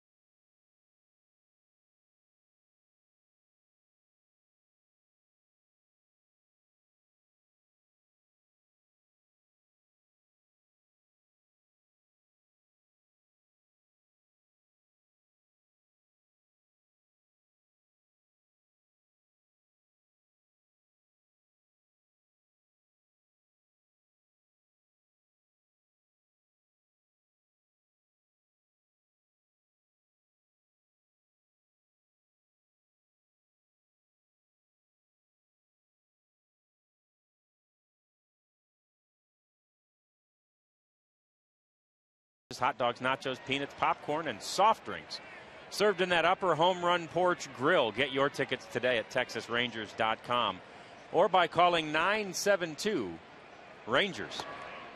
We start the 6th inning now with the 6th hitter. It's Kai Aspo. It's been a tough out for the Rangers.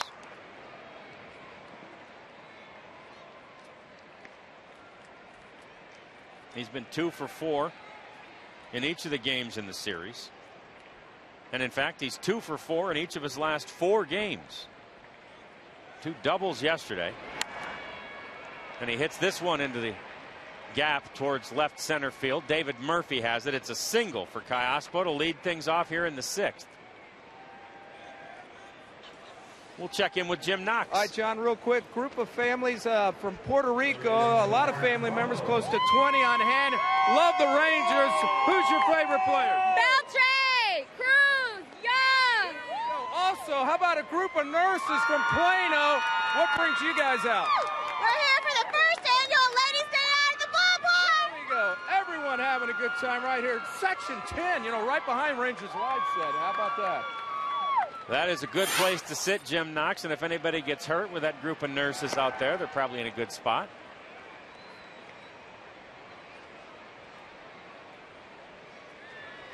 That'd probably be a pretty good place for a single guy to go sit. You can get a ticket there right now. I don't think you could get one right now. And this one sliced the other way. Trumbo is on first base. And it moves Kai Aspo to second.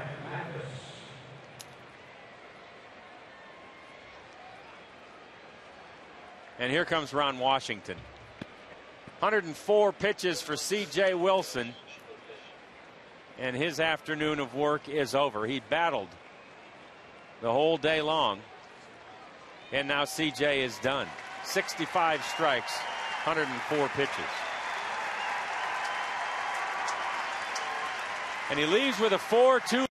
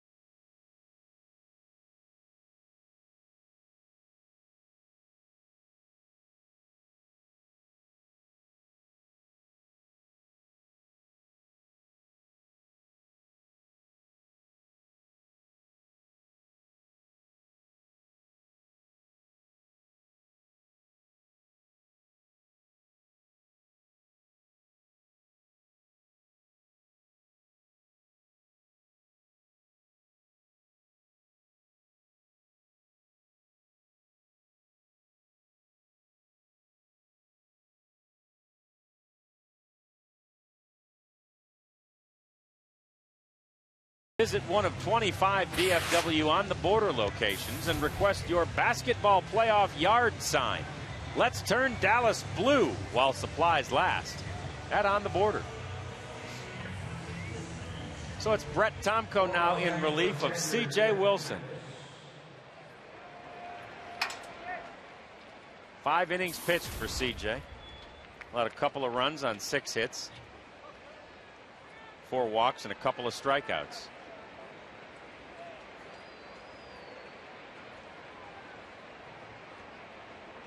And Tomko comes in with runners at first and second. And bunting now. Adrian can't hold on, and everybody's safe. Mathis lays down a bunt.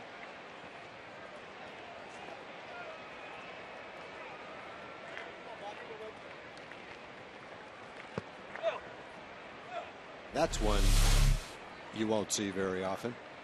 Unfortunately, you see it right now. That's about as easy a play for Adrian as you can see. He just didn't pick it up.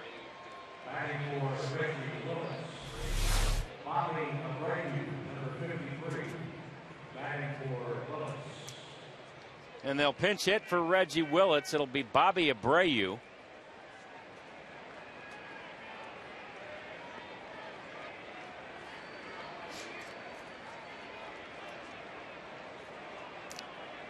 Abreu's been good in the series. He's been batting in the 2 spot. Mike Scioscia's order, 1 for 3 on Friday for Abreu. And he was 1 for 3 yesterday.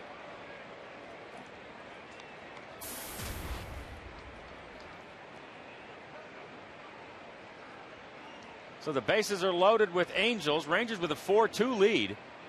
We play in the top of the 6th inning, and Brett Tomko faces Bobby Abreu. Strike 1 to him. I guess in the perfect world you get the strikeout and then the double play. But this is one of those situations where you certainly sacrifice the run for the double play.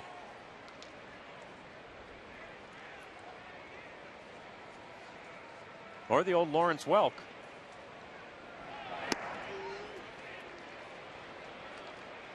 A 1 and a 2 and a 3 double play. Abreu had a big walk yesterday against Darren Oliver right before the base hit that proved to be the winning run. Laid off a couple of pitches, 3 pitches as a matter of fact.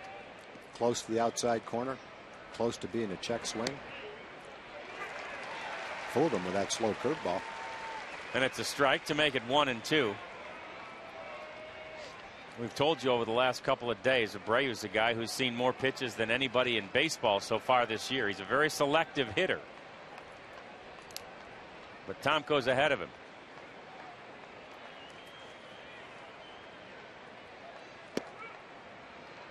That one's upstairs, and it's 2 and 2.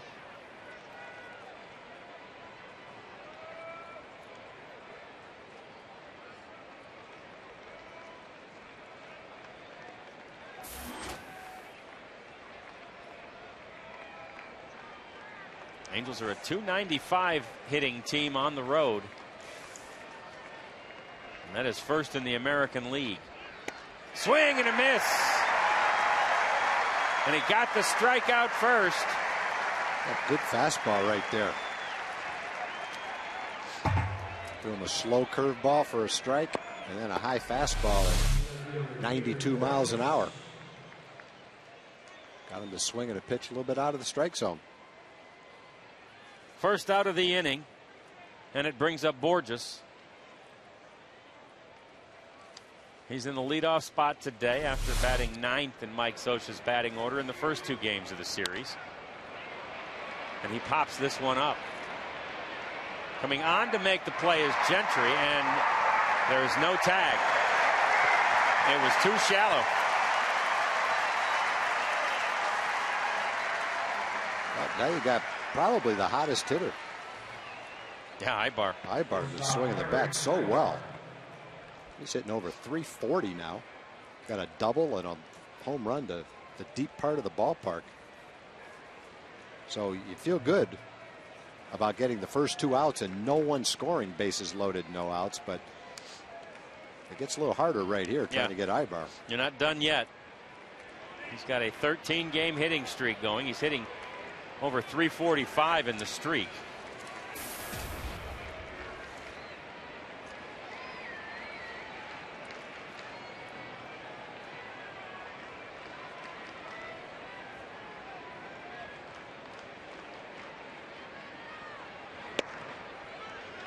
And the first pitch misses. 1-0.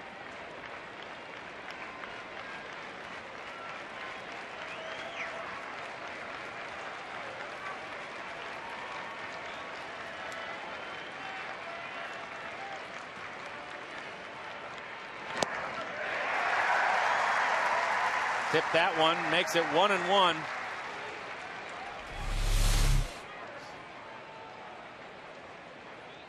Good movement, good sinker right there. 90 miles an hour, tailing down and away.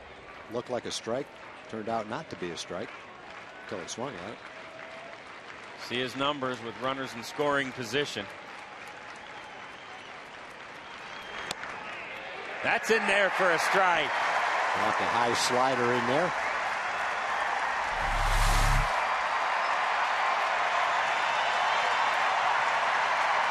Good strike zone. Pitch and a good call. And this near sellout crowd is trying to help Brett Tomko along here.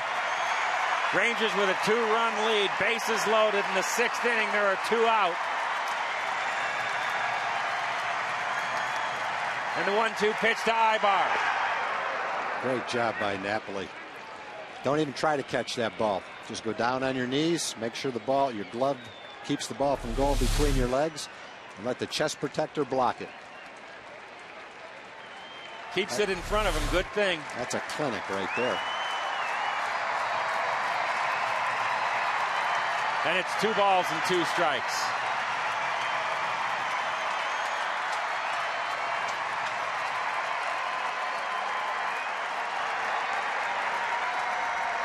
Tomko on in relief of C.J. Wilson. And this ball is hit into right field. 1 run is home. Here comes the second one as it gets past Chavez, and we're all tied up at 4-4. Ibar's having some kind of year, boy. He is a tough out right now.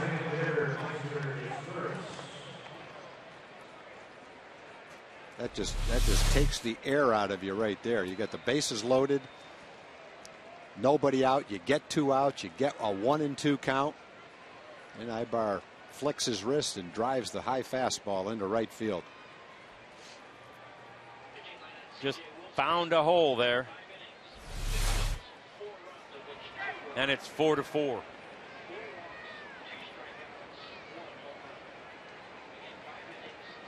And those 2 runs,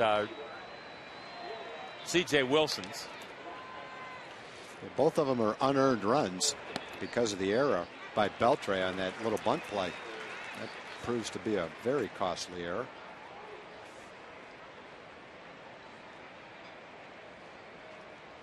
And now it's his Torres. Tomko's ahead of him. No balls and a strike.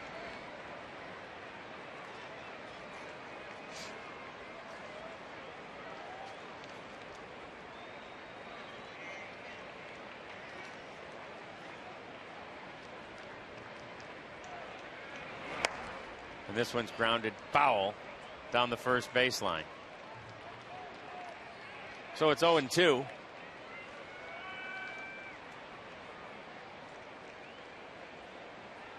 Angels don't worry too much about 2 strikes, though. They hit .224, best in the bigs, with 2 strikes on them, as we saw with Ibar.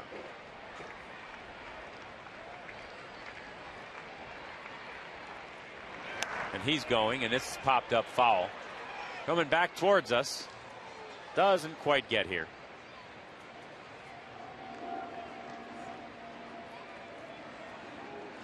And it'll stay 0-2.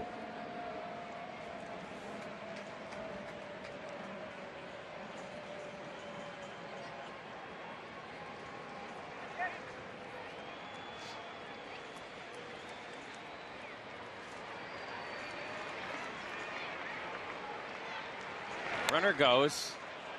Pitch is sliced towards left field. David Murphy has it. And that will do it. Torres is retired. But the score is now tied. It's 4-4 in the middle of the sixth.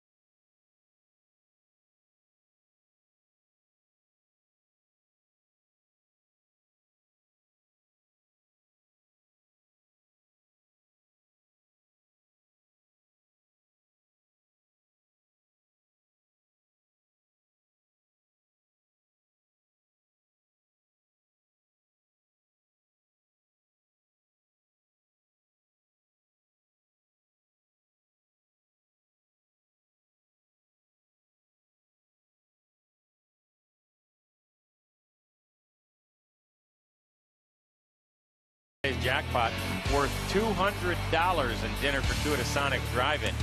Today the Rangers are hitting for Laurie Grewing of Gainesville. If a Ranger hits a grand slam, Laurie Grewing of Gainesville wins $25,000. And you can register at any North Texas Sonic restaurant.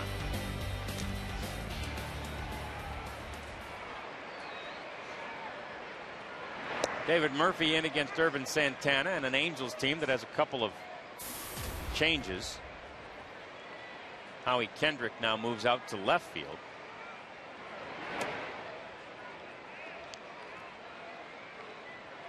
And Alexia Marista is at second base now.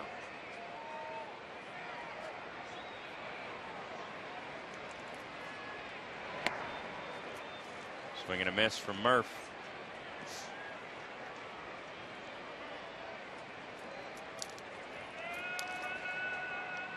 David's 0 for 2 with a couple of pop-ups.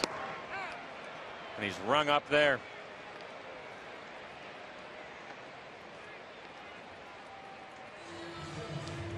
Four to 4, Rangers and Angels in the bottom of the sixth inning. Mike Napoli coming to the plate. Irvin Santana at 89 pitches on the day.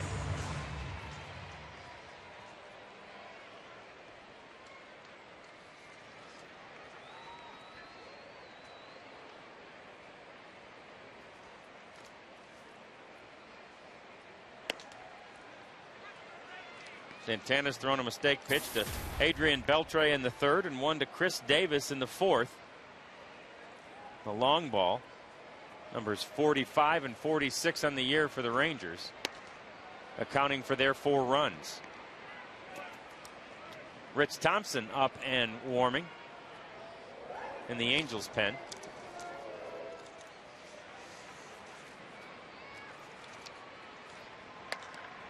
And this one is sliced toward the gap in right center field by Napoli, and Borges covers a lot of ground out there. He just outran that ball. On a day with a jet stream blowing out, that ball's on the back wall of the bullpen. Mike is so strong. He just reaches out, strokes that ball about 400 feet to right center field, but Borges checks the warning track, checks the wall, and makes a nice play. Chris Davis now again. He's got 5 extra base hits, 3 homers and 2 doubles in his career against Irvin Santana. That's the most against any pitcher. And he hits this one the other way towards left field again, but not quite as deep, and Howie Kendrick makes the play. So down go the Rangers in order, 1, 2, 3. And after 6, we're tied at 4.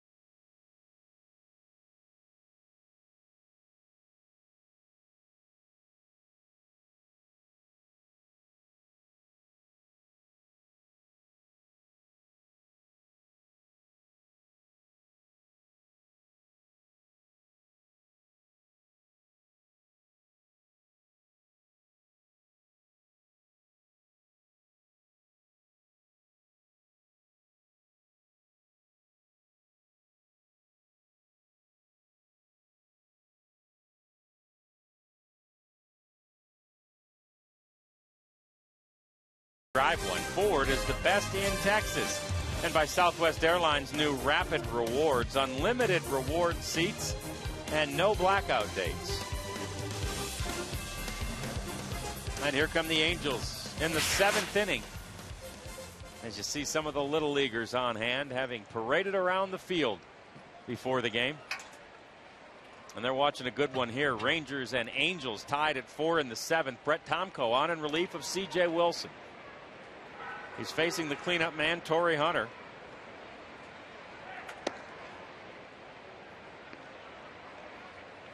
Torrey drove in a run in the 1st with a ground out and had a single in the 3rd. He walked back in the 5th inning. And he's popped up here. Elvis has a beat on it, waits on it, and makes the play.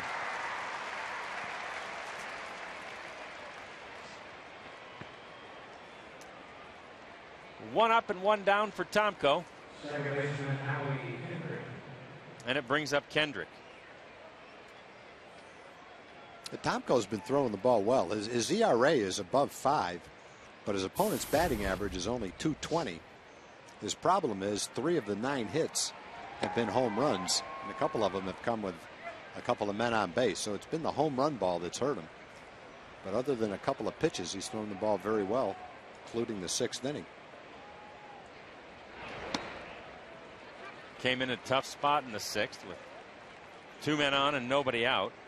He ended up giving up the 2-run single, but the inning should have been over before that. Beltre dropped that little bunt play. Pretty easy play for him. Swing and a miss by Kendrick there. And it's a ball and 2 strikes.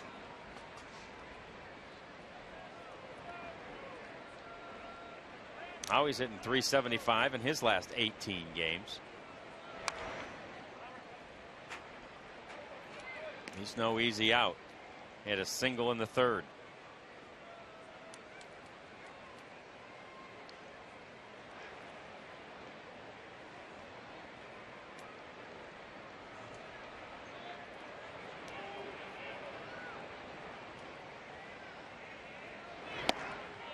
Inside to make it 2-2.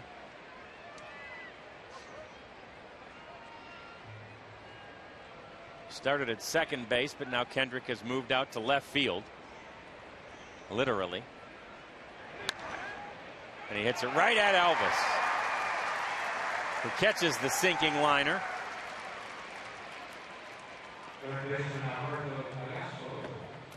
And now it's Callaspo. Another guy that's been tough to retire. He had a single his last time up and scored a run.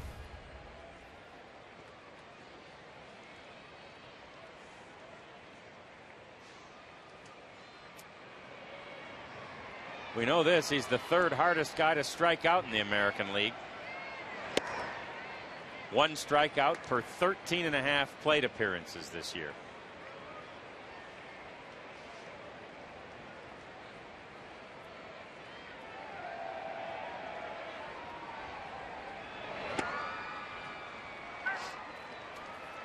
First 2 miss outside, and it's 2-0.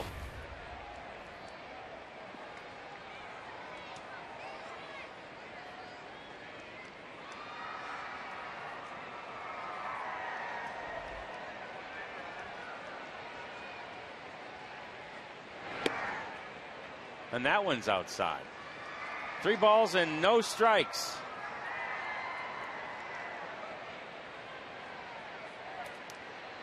To a guy who had a couple of RBIs yesterday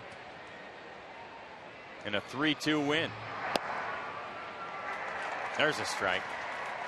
Outside part of the plate for Tomko. It's 3-1.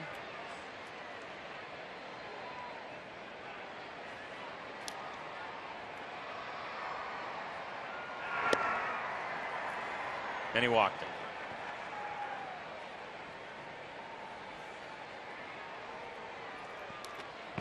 Mike Maddox comes out, and we will update another injured player for the Rangers. Brandon Webb will pitch an extended spring game on Tuesday, and he'll pitch 5 innings or 80 pitches in that extended spring game.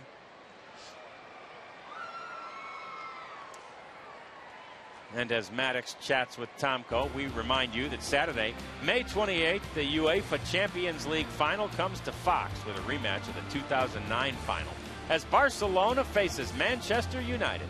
Fox Sports exclusive coverage of the UEFA Champions League final begins Saturday, May 28th, 1 o'clock, high definition.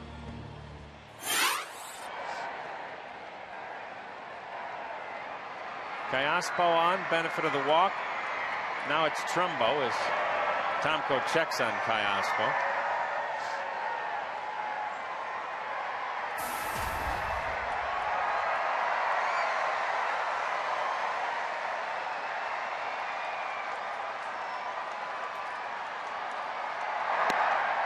In there for a strike to the Angels' first baseman.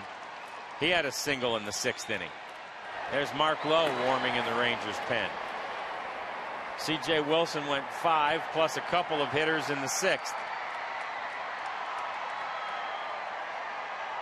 Tomko got the first 2 men in this inning.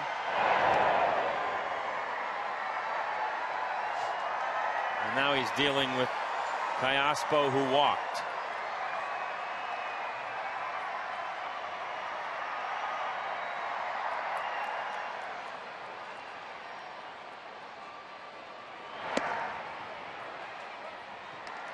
Inside to make it 1-1.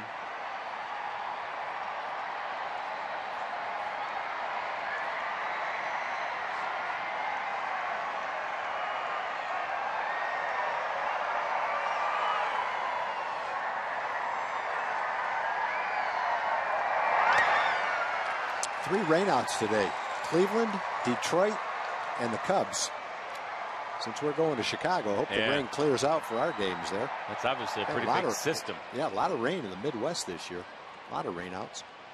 We've already surpassed the total from last year. Our rainout was the 21st of the season, which matched last year's total. Last year was probably a remarkably dry year, but this year's been just the opposite in Major League Baseball. And the 1-2 pitch. Got him on strikes. Angels leave one stranded. Mark Trumbo strikes out. And Chuck Morgan now helps us celebrate America with God Bless America. Angels, the Texas Rangers, and all of Major League Baseball, as we pause to honor the men and women of our armed services, both at home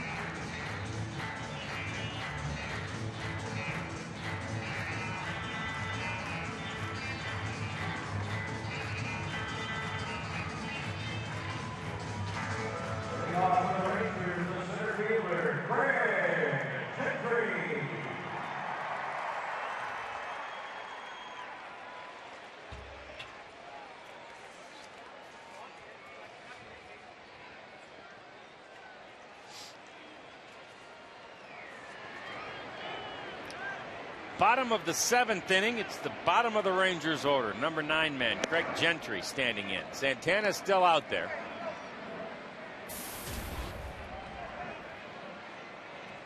Craig 0 for 2 on the day.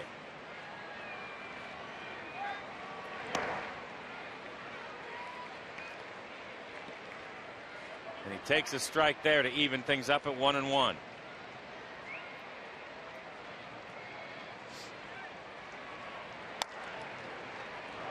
Grounded to third. Callaspo playing in and makes the play. Hey, baseball fans, Chevy is proud to support youth baseball leagues in your local community. If you'd like to learn more about Chevy youth baseball programs, go to youthsportswired.com. Now it's Andy Chavez. Still looking for his first hit in his return trip to the majors. Had that terrible knee injury when playing for Seattle back in 2009. He's climbed his way all the way back to the bigs.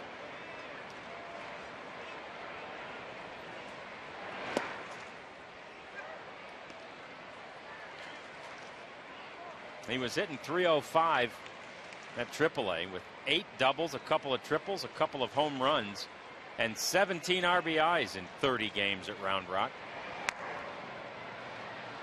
So he's been hitting the ball well.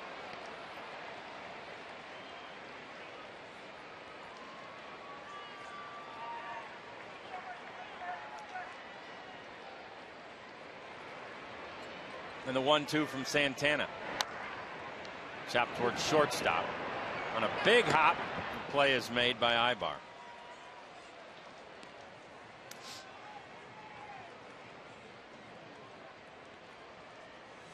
And here comes Elvis Andrus.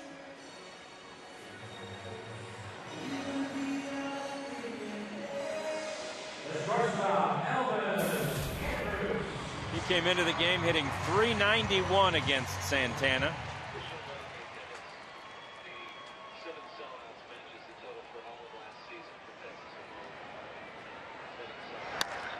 And this one's right back past Santana, and Elvis is safe. Yeah, pretty sure that was going to be a base hit anyway. Looked like Santana slowed it down. It was headed up the middle. I think even if the second baseman was able to catch the ball, he was going to have a hard time getting Elvis at first base. But now here's a great opportunity to see a base stealer, whether he can get the jump. He's done a great job all season long in these situations where you know he's going to go. And if he gets a jump, he'll be going right here. Hasn't been thrown out yet. Santana knows he's going to try to go. Scioscia knows he's going to try to go.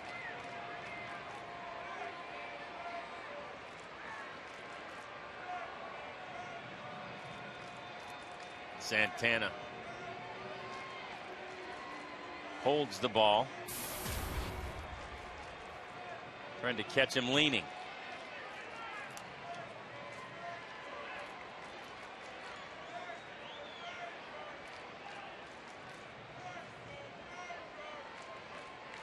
Now he chases him back. Ian Kinsler 3 for 3 on the day. Had that weird single his first time up that fell between Trumbo and Kendrick, who was at second base at the time. Kendrick's out in left field now. Marista, Alexia Marista now at second.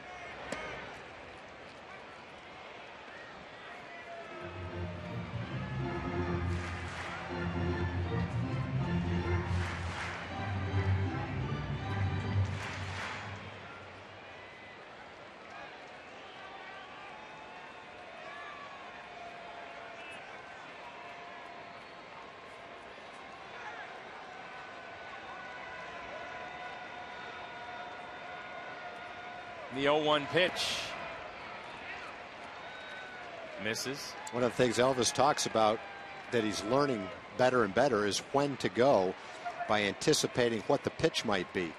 If it's a fastball count, he might shy away from going. If it's a breaking ball count, he might anticipate the ball being in the dirt and have a better chance to steal the base. And that's part of being a good base stealer. When you've got the green light, is picking the right time to go. He doesn't go this time, and it's lined out there into center field. No play. Nice job by Amersta just to get to the ball, but there was no way to get Ian. Or Elvis, for that matter. That's 4 hits for Ian today. He had the hard hit double, a couple of infield hits, including the blooper that fell between first and second. Oh, yep. In one day, he's got his average from 229 up over 250. Hey, and if you are just joining us, here is how the Rangers got their 4 runs. Adrian Beltre with a 3-run home run in the 3rd inning. And that got the Rangers out in front. Very next inning, it was Chris Davis, who goes the opposite way with a home run, his 2nd of the year, and 3rd in his career off of Irvin Santana.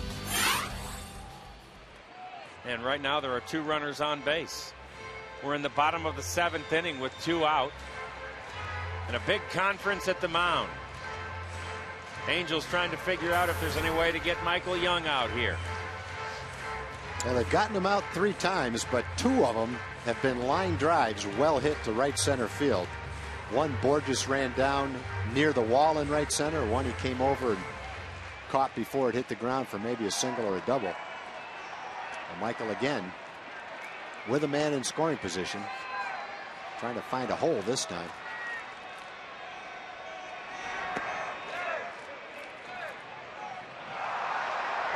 Strike is called on appeal.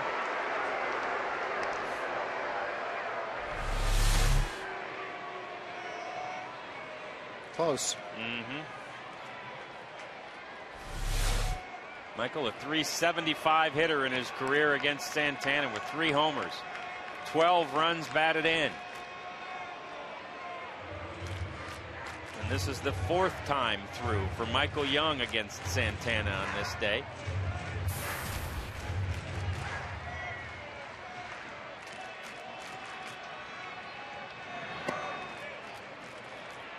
That time he did check his swing. So says Angel Campos. So it's 1-1. Michael hits .321 against righties. That's 8th in the American League. The right-hander Santana watches this one go foul and out of play.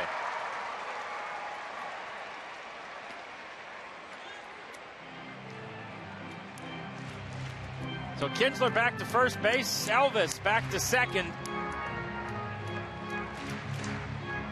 And after a quick word with Irvin Santana, Jeff Mathis back behind the plate. Rangers and Angels tied at 4 in the 7th. One thing Mike Scioscia credits to the pitching success this year is how deep into the game the starting pitchers go. Aaron, Weaver, Santana. It's kept him from having to go to his bullpen almost at all early in the game, and it's allowed him to use his key guys late most of the time. Got a chance to see Jordan Walden of Mansfield yesterday throwing 100 miles an hour. Yep, that looked like a closer, that's for sure. Boy, did he ever. Again, they appeal. All breaking balls, no fastballs.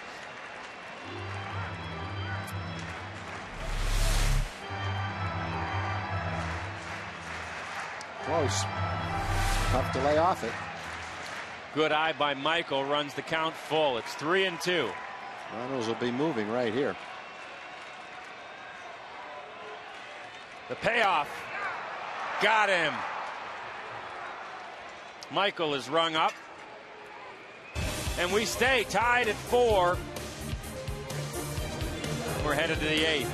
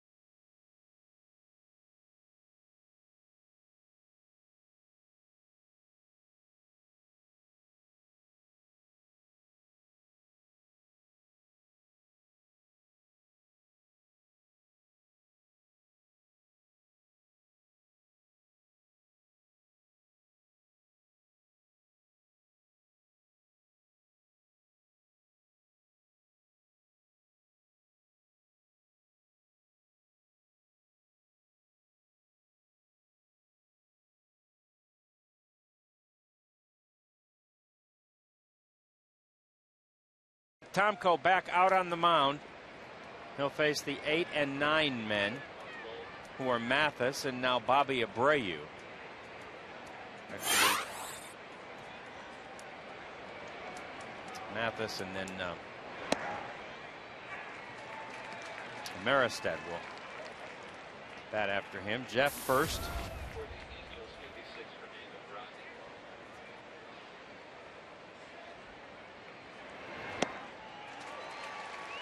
Another good breaking ball by Brett. And it's 0-2.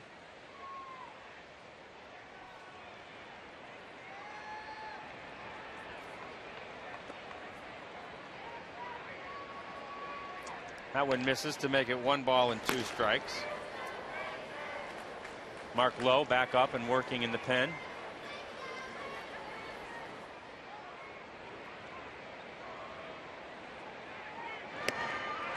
Big swing and a miss, and he got him. A little high heat at 93 miles an hour. And we go to Jim Knox. All right, John and Tom, time for the progressive fan of the game. It has to be Whit. He gives up his Texas Tech graduation to come to a Ranger game. What was this all about, Whit? Man, I didn't want to go to graduation. I love the Rangers too much. It's so much more important to be here. Go Rangers! There we go. Here's your bag. Here's your hat. Here's your shirt. Congratulations, Whit. Go Rangers! Woo! That's a fan. And he's glad that it's only 71 degrees here today.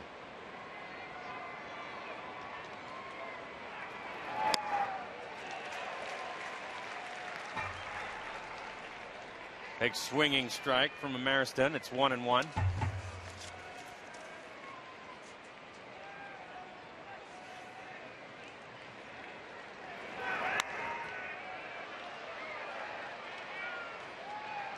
Fouled off, and it's a ball and 2 strikes.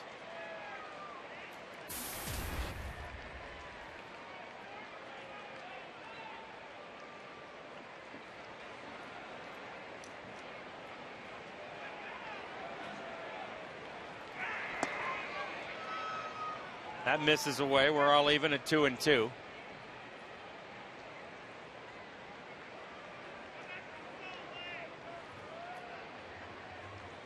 We're all even at 4-4 here in the top of the 8th. And that ball is hit toward the gap in right center field, and it falls between our outfielders there. Marista rounding second and heading toward third. Uh-oh, watch out. Thought he might have thrown that ball over Beltre's head. Ranged over to retrieve it.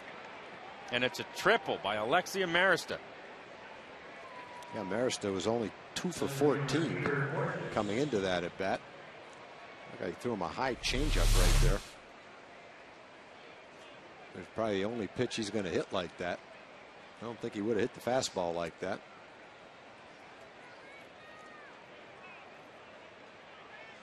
And it fell just between Gentry and Chavez, and now we'll have a visit from Mike Maddox. Yeah, here's a situation where you probably have to be aware of the squeeze play. I'm sure Mike's talking to him about that.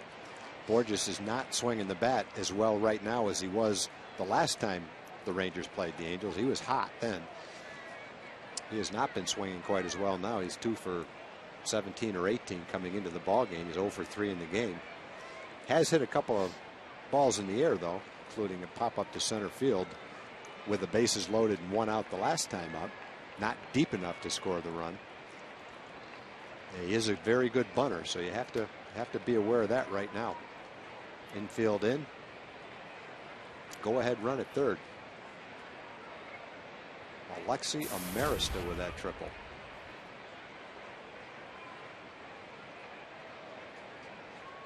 And there you see him at third base. Tomko starts Borges outside. 5 bunt hits for Borges this year.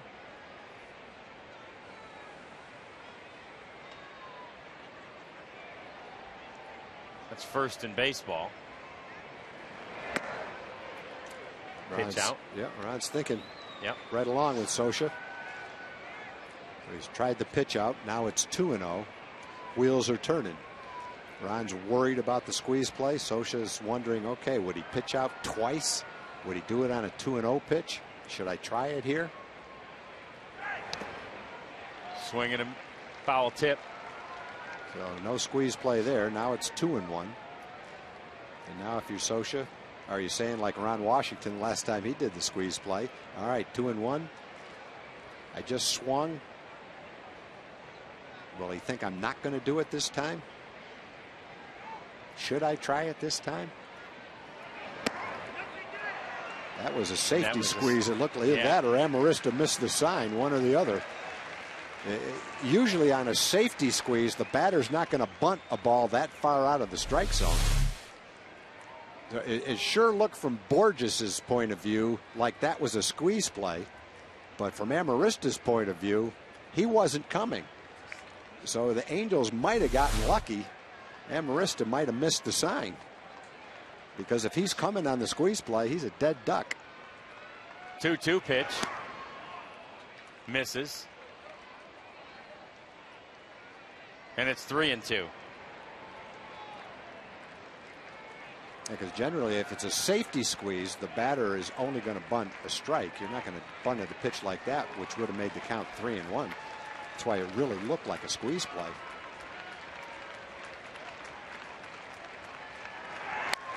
And this one's hit to Beltre. He comes home with it, and they've got Amarista in a rundown. Tagged by Beltre, and he's out.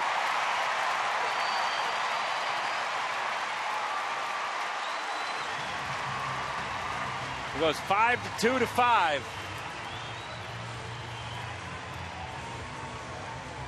Yeah, in a perfect world, Mike runs him a little farther toward third base, makes one quick throw, gets Amarista, and keeps Borges from going to second base. So Amarista was coming on the play. Nothing he could do now except stay in the rundown long enough to let Borges get into scoring position, which he did. Mike holds it a little longer, throws it to Beltre. Beltre catches it and makes the tag immediately, and Borges has to stay at first. Now it'll bring up Ibar.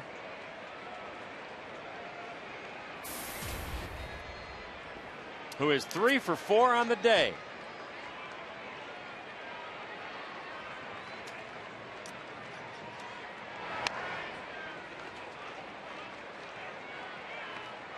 He's had the 2 big hits. He had a home run, then he had the bases loaded, 2 out, 2-2 pitch. Stroked into right field for a 2 RBI single. Yesterday it was Callaspo driving in a couple of runs with 2 doubles. Today it's Ibar having a big day. The 0-1 to him. Misses to make it 1-1.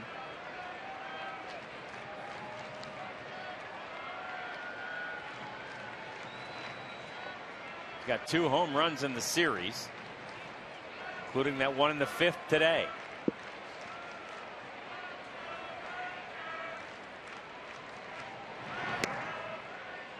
Throwing all slow pitches. See if he can't get him out in front of one.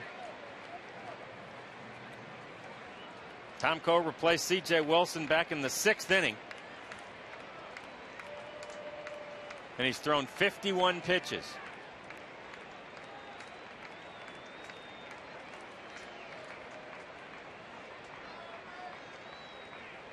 Ibar came into the game right-handed, hitting .230.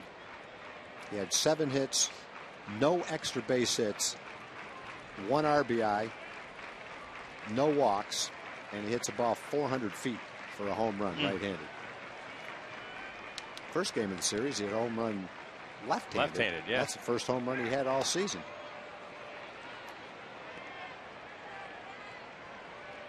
And he's only got 16 in his career, 7 of them against the Rangers.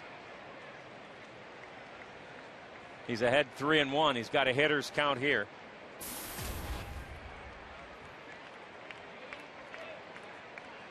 And he's a triple away from the cycle. They're going to walk him here. I don't blame him. Right now, he's their hottest hitter. He's already had 2 big hits. Last hit was a huge hit. And if someone's going to get the go-ahead RBI, it's not going to be Ibar. It'll bring up Mycera Stouris. It'll bring out Ron Washington. And Mark Lowe appears to be ready. He exits the bullpen area, even as Brett Tomko exits the game. 4-4. Couple of runners on in the top of the 8th, and with the pitching change, we break at the ballpark.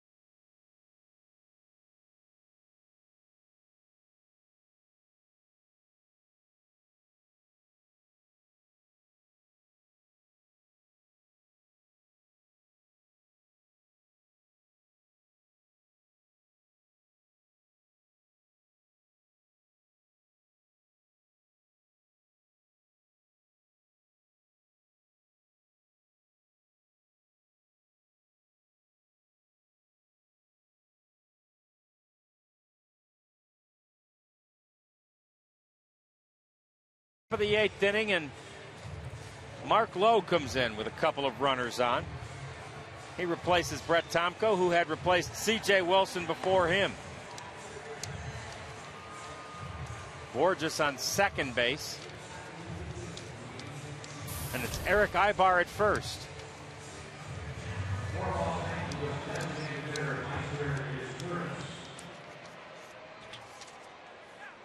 Mark has tossed 3 2/3 scoreless innings in his last 3. His Turris is 0 for 4 in the game. He came into the game hitting .330, but right now Ibar is the more dangerous hitter, which is why Ron pitched around him. And he pops him up. Pretty effective pitch. And he got him. Play made by Mike Napoli. And with one pitch, Lowe gets the Rangers out of the jam. We're still tied at 4 in the middle of the 8th.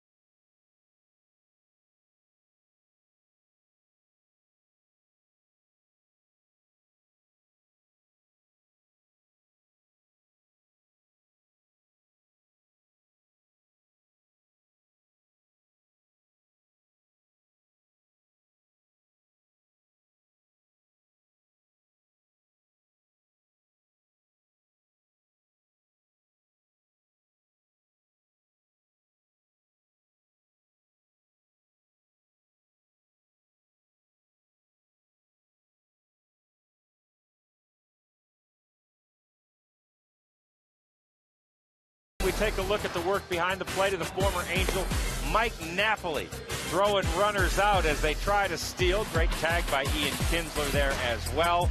And Mike Napoli blocking balls with textbook precision behind the plate. And Mike Napoli getting it done against his former team. Our Coors Light Freeze Camp. Mike hoping for a chance to bat here. One thing the Rangers have definitely had this year is solid catching. Both Napoli, Torrealba, Taylor Teagarden, when he had a chance to play, those guys are doing a great job behind the plate. Blocking balls, throwing well, calling good games. Lucky to have those veterans. Rich Thompson in relief of Irvin Santana now, and he's facing Adrian Beltre. Yeah, Thompson's been on a pretty good streak himself. He struck out 20 in his last 12 2/3. Yeah. Last 7 outings are scoreless outings. And we take you back to the 3rd inning. This was the big blow by the Rangers. Beltre with a couple of runners aboard got it just over the out-of-town scoreboard. That made it 3-1. It's now 4-4. Thompson's only walked 3 in 19 1/3 and struck out 22. Opponents are hitting 197 against him. Native of Australia. He's been around for quite a while. He signed when he was young. He's been playing for 10 years. This is his 10th year. Most of it spent in the minor leagues. Parts of the last few seasons spent in the big leagues. Pitching Beltre carefully. Now he's behind in the count. Yeah. Hitters count to Adrian. It's 3-1.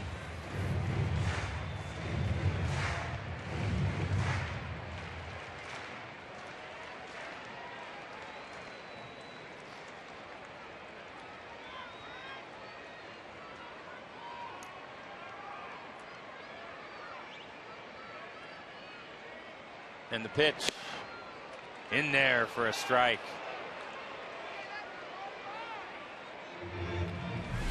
So it's a full count to Beltre. That one catches the inside part of the plate.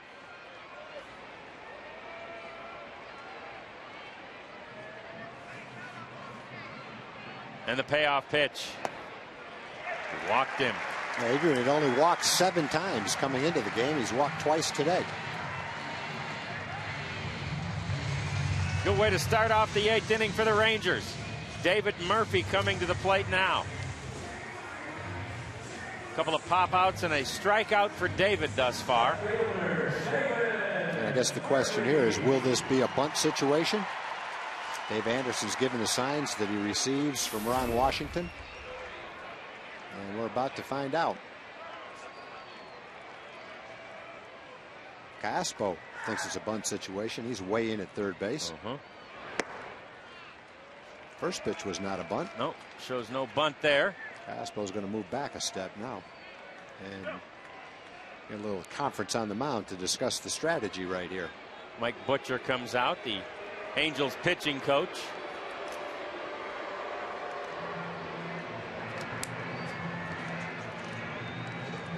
And Mike Napoli is waiting on deck.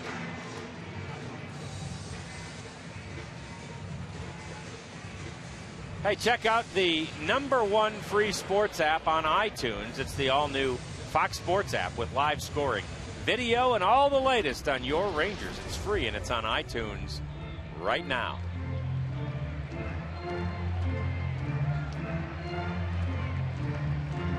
You see the bullpen. Sonori Takahashi warming for the Angels. Outside part of the plate for a strike to David. It's 1-1. Sometimes a manager will give a hitter 1 pitch, 1 strike to drive the ball and then go to the bunt. Let's see if that's the case right here.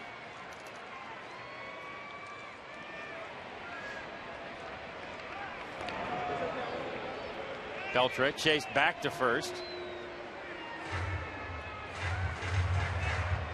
And the chess match continues in a 4-4 game. The signs from the Angels bench.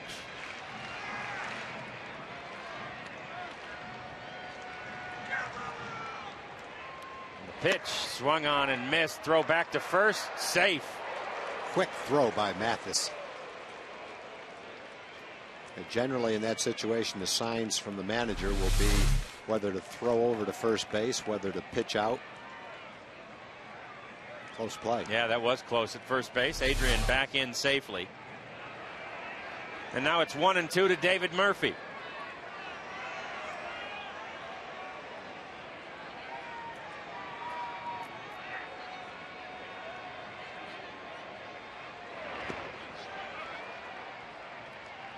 Mathis keeps it in front of him, and it's 2 balls and 2 strikes.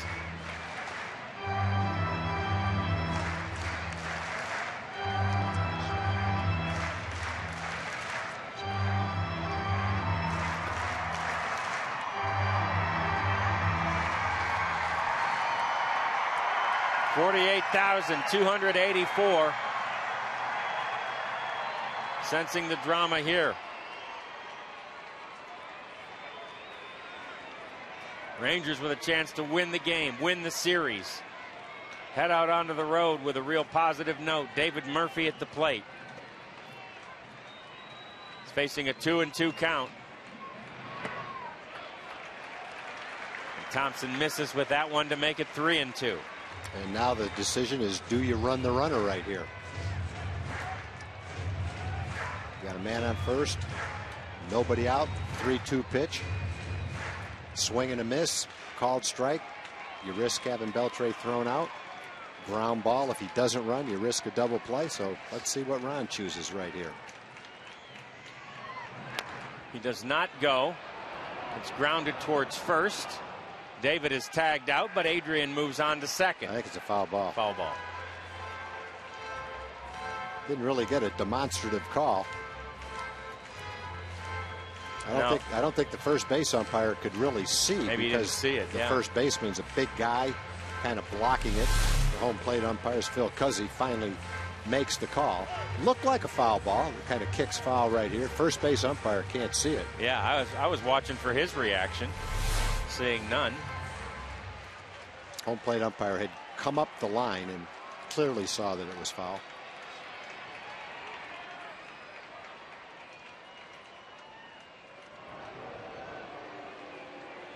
Wasn't running on the pitch before it. Let's see if that stays the same.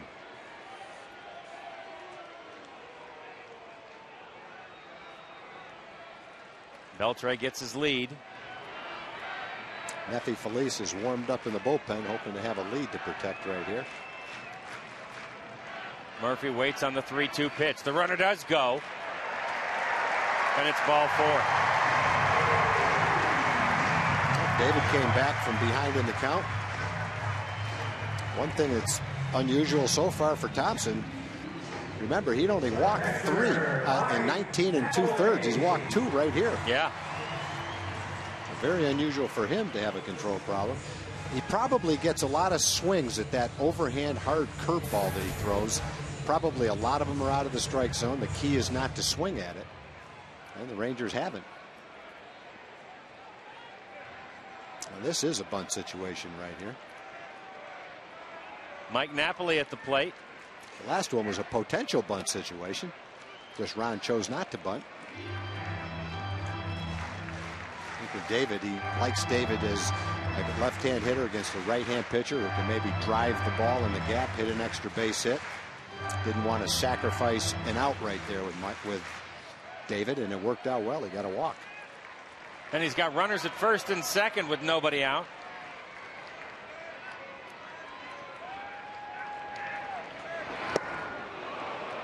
Swing and a miss by Mike there. And what a manager is saying right here, rather than bunt, he's just saying, I want 3 guys to get a shot to drive this run in, rather than give up and out. I like Napoli's potential to put the ball in play swinging better than an attempt at a sacrifice bunt. Thompson's ahead of him 0-2.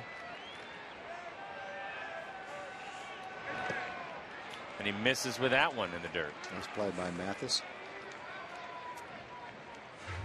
Yeah, I think the other thing is you're always aware of the situation, who the next hitters are. Napoli's hitting second, and it's Kinsler and Young coming up next. Maybe you do sacrifice bunt, but you got the bottom of the order. And what Ron's saying here is he wants all three of them to swing rather than sacrifice an outright here.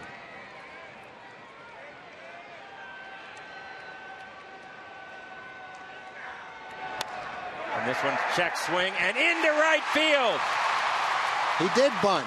Yeah, a long bunt. And the bases are loaded with Rangers. That's some good fortune right there. Tried to check his swing, but made some contact. Solid contact, really, on a check swing. Served it right over Amarista's head. Thank you very much. A tennis player. Yeah. Just a little lob shot, and it's into right field. And it brings out Mike Scioscia. And now the Rangers have their shot. Bases loaded, nobody out. Try to put that go-ahead run aboard across the plate. There he is, Mike Napoli at first base, and there's a pitching change at the ballpark. It's 4-4 with nobody out and the bases loaded in the 8th.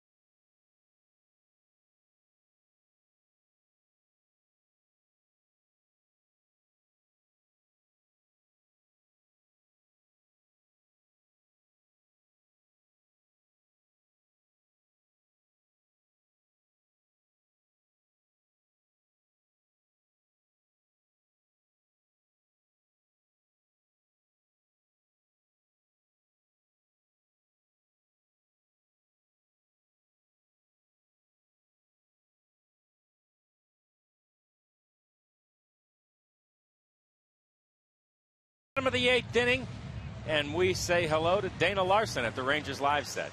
And hello to you too, John. Just reminding everyone to join me and Mark McLemore right after the game for the post-game show. It's Rangers Live as we wrap up yet another nip and tuck game against this division rival. We'll see you in just a couple of minutes.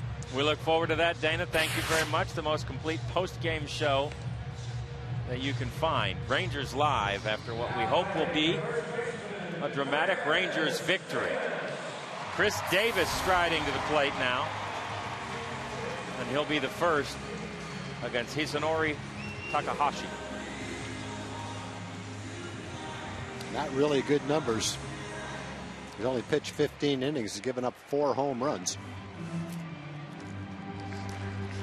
You got to make some contact right here. CD's already got one in this game. He made a bid in the 2nd inning and flew out to the left fielder. He hit the ball out in the 4th inning and then hit a long fly ball to left field in the 6th as well.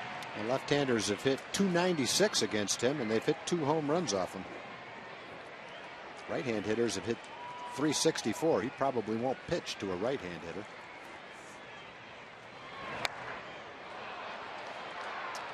Take you back to the 4th inning and show you Chris Davis going the opposite way with a 395-foot home run. That was his 2nd of the year.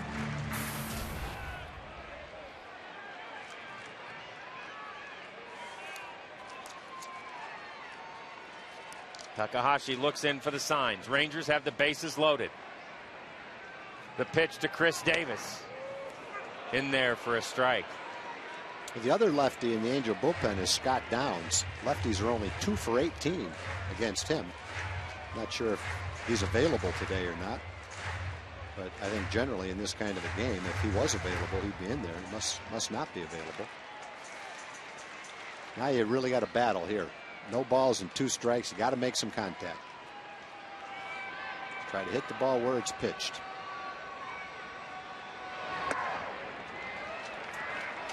One and two as that one misses high and away. Beltre at third base. David Murphy is down at second with Mike Napoli at first. 2 having reached via the walk. Mike with a check swing, single into right field. And Chris Davis hits this ball towards right. It's down for a base hit. Beltre coming home. Throw to the plate, not in time. Rangers take the lead. It's 5-4. The bases are still loaded. Oh, great job by Chris Davis. No balls and 2 strikes against a left-handed pitcher. He hangs in there. He knows he's got to make some contact. And he drives it in front of Torrey Hunter for a base hit. Drive in the go-ahead run. Let's see what he hit. Looked like a breaking ball to a slider. Not a bad pitch. Down and away. The only question then was, would it be hit hard enough to get all the way out to Torrey Hunter, and it didn't. It dropped in front of him. And Adrian Beltre scores. Brings up Craig Gentry.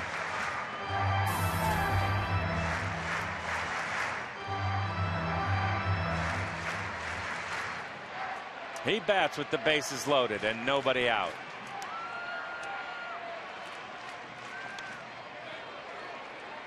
And the foul makes it 1-1.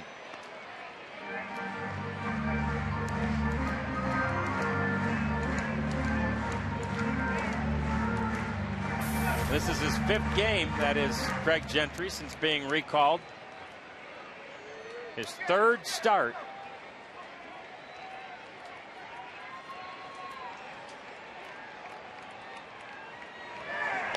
He lays down a bunt. Great play by Takahashi to flip it to Mathis with the glove. It's tough. Squeeze plays tougher with the bases loaded because instead of having to catch the ball and tag the runner, he just has to scoop it out of his glove, and now it's a force out at the plate. I'm not sure if the runner at third base, David Murphy, got a very good jump at third base.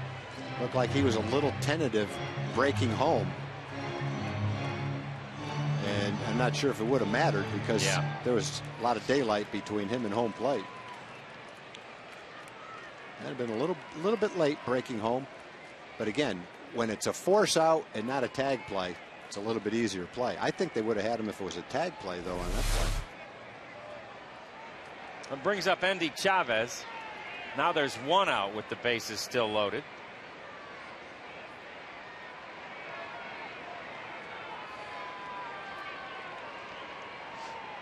And he's the leadoff man in Ron Washington's batting order.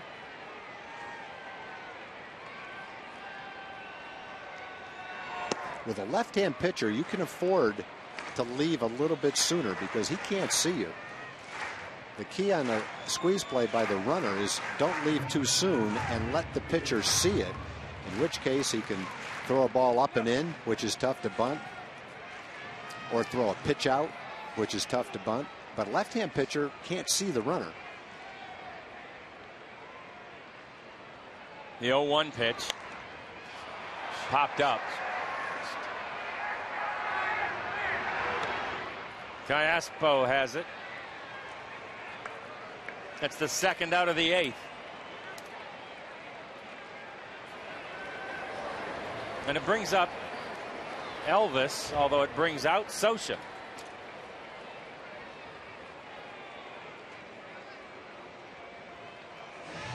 Mike Scioscia out at the mound to make a pitching change. Takahashi is done. And with the change, we break at Rangers Ballpark in Arlington.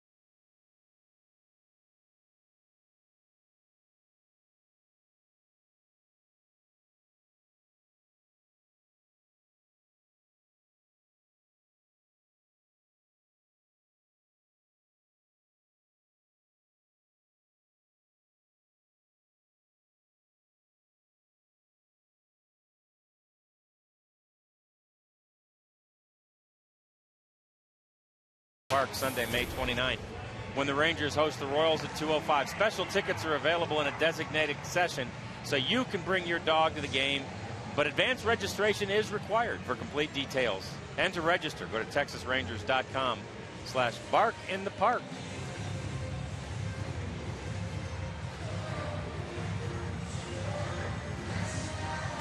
Well, it is still a bases-loaded situation.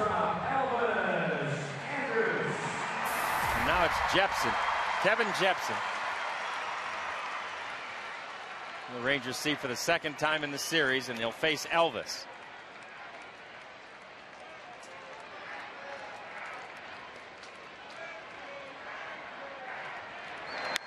Elvis hits this one toward the gap in left center field.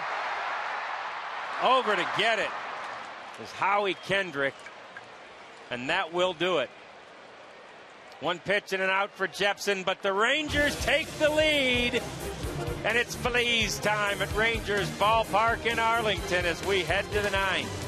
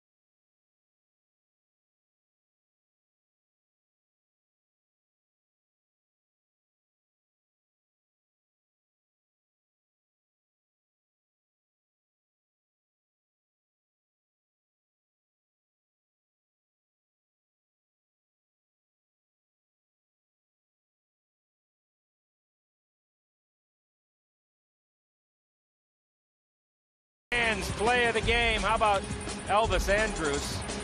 What a day he's had at shortstop. Getting Kendrick there with a great play, ranging to his left. The spin throw. And another great put out there. And Elvis Andrus having a great day with some great hands. Our brown hand center. Great hands. Plays of the game. 5-4. Rangers with the lead in the ninth inning. And that means it's time for Nefi Feliz.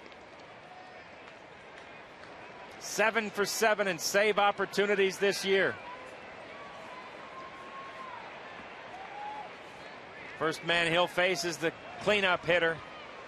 It's Torrey Hunter.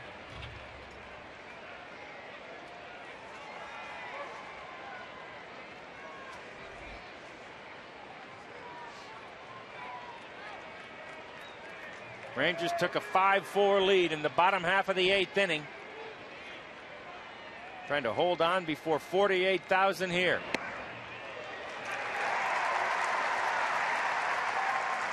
And that's strike one to Torrey.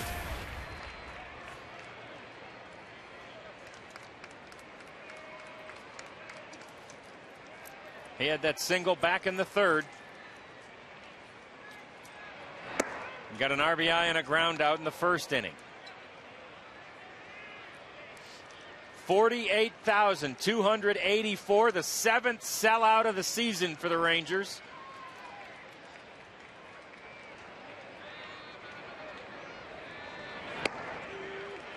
That one just misses. They had 7 total sellouts all of last year. And they've already sold out 7 games this year. That is 7 regular season sellouts all of last year.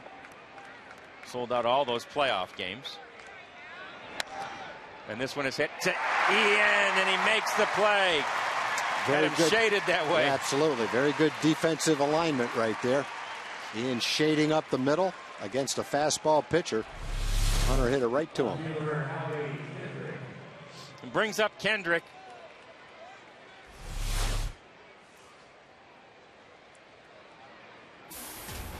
Howie's got a single in 4 trips to the plate.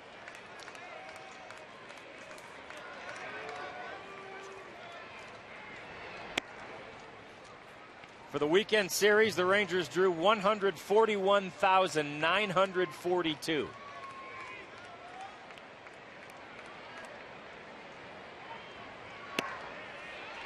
And there's a strike to Kendrick.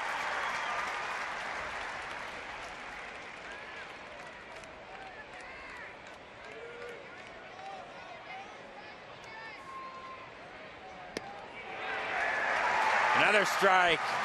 Kendrick didn't think he'd throw him another curveball. Started him off with one for a ball.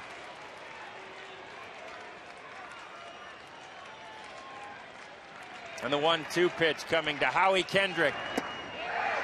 Threw him a good one right there. That one really broke down. Kendrick laid off it.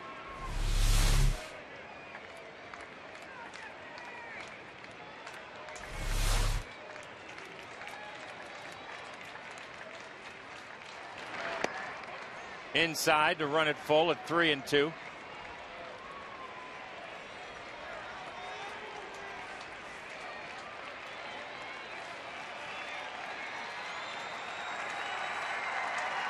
And the crowd trying to help Neffy Feliz out. There's one out here. Top of the 9th inning. Rangers with a 1-run lead. Payoff pitch misses. He got ahead, 1 ball and 2 strikes. Couldn't throw another curveball for a strike, and then missed with his fastball.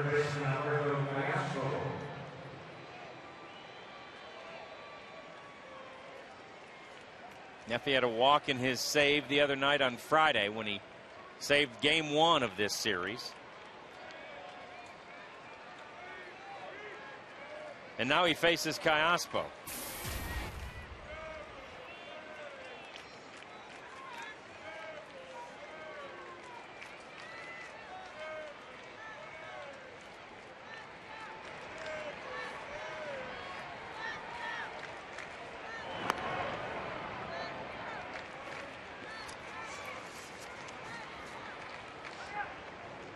Rangers trying to even the record on the homestand, trying to even the season series with the Angels.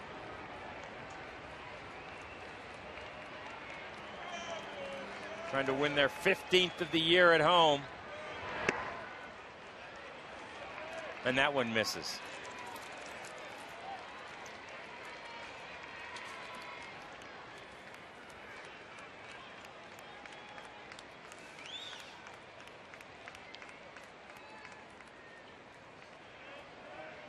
Runner at first base is Kendrick.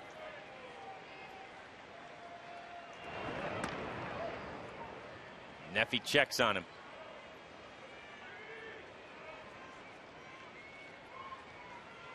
Very few of the 48,284 have left this game. High drama at the old ballpark, 5-4. And that one misses high.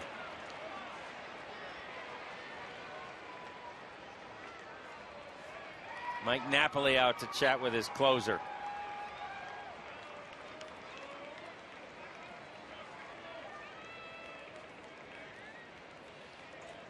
In 21 appearances against the American League West since the start of 2010, Neffy Feliz has been just unbelievable.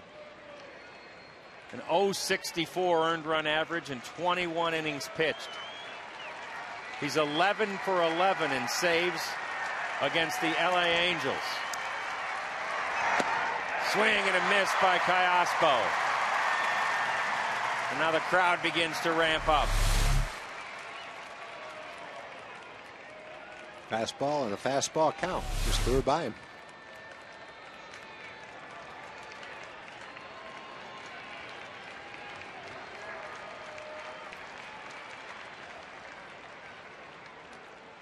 And he checks Kendrick again.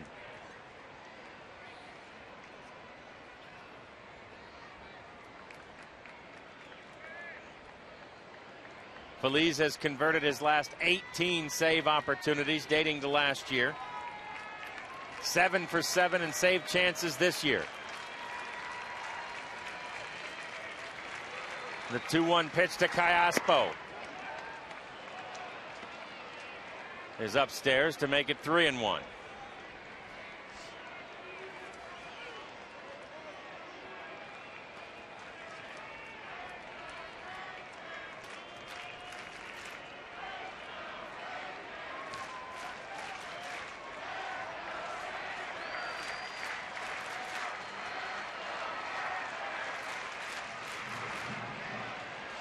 Nefi Feliz with a 1.69 ERA in 15 games against the LA Angels. And the Angels hit only less than 100. 0.96 against him in those 15.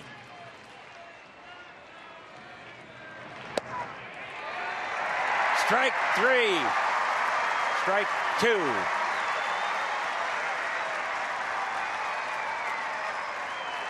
Callaspo thought it was ball 4. Pitch is going to be close to the outside corner. It's tailing away from him. And it's close enough to be a strike. Callaspo thought it was a ball. That call went Feliz's way. See if Kendrick is running right here.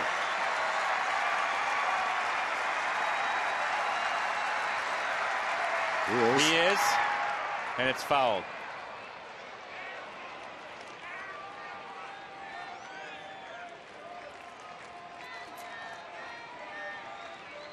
So it's a full count.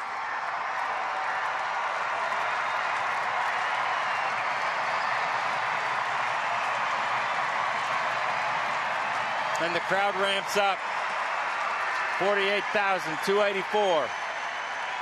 The payoff pitch fouled off again.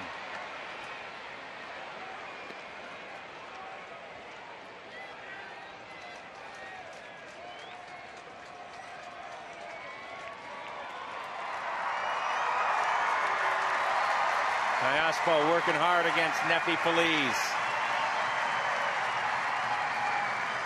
Rangers cling to a 1-run lead. The 8th pitch of the at-bat is on the way. And it's fouled off.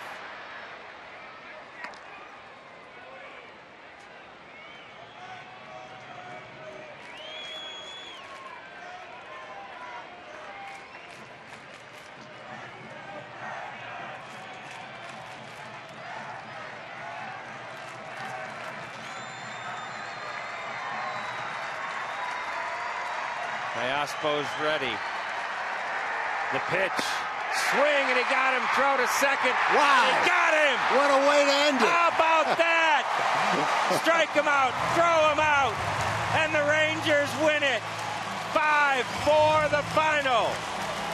Feliz 8 for 8 in save opportunities. And make it 12 in a row against the LA Angels of Anaheim for Feliz. Yeah, go from a situation where you've got a man on by a walk, fall behind 3-1, and turn it into a strikeout, throw him out, end of the game, double play. Callaspo swings at ball 4, and the throw easily gets Kendrick for the 3rd out, and the Rangers come away with a nice win. That is a great way to finish it, as the Rangers beat the Angels and win the series 2-1. They win the series, and they head out onto the road on a high note, celebrating a 5-4 victory over their rivals. They're back to within a half game of first place in the American League West. And Texas Rangers baseball on Fox Sports Southwest is brought to you by Southwest Airlines' new Rapid Rewards, unlimited reward seats and no blackout dates. By the Progressive Insurance Group. For a money-saving car insurance quote, call 1-800-PROGRESSIVE today. And by your Texas Ford dealers. Check out the Ford F-150 and drive one. Ford is the best in Texas. So the Rangers win it over the Angels today, 5-4 the final. Rangers Live has an exciting post-game wrap-up coming next.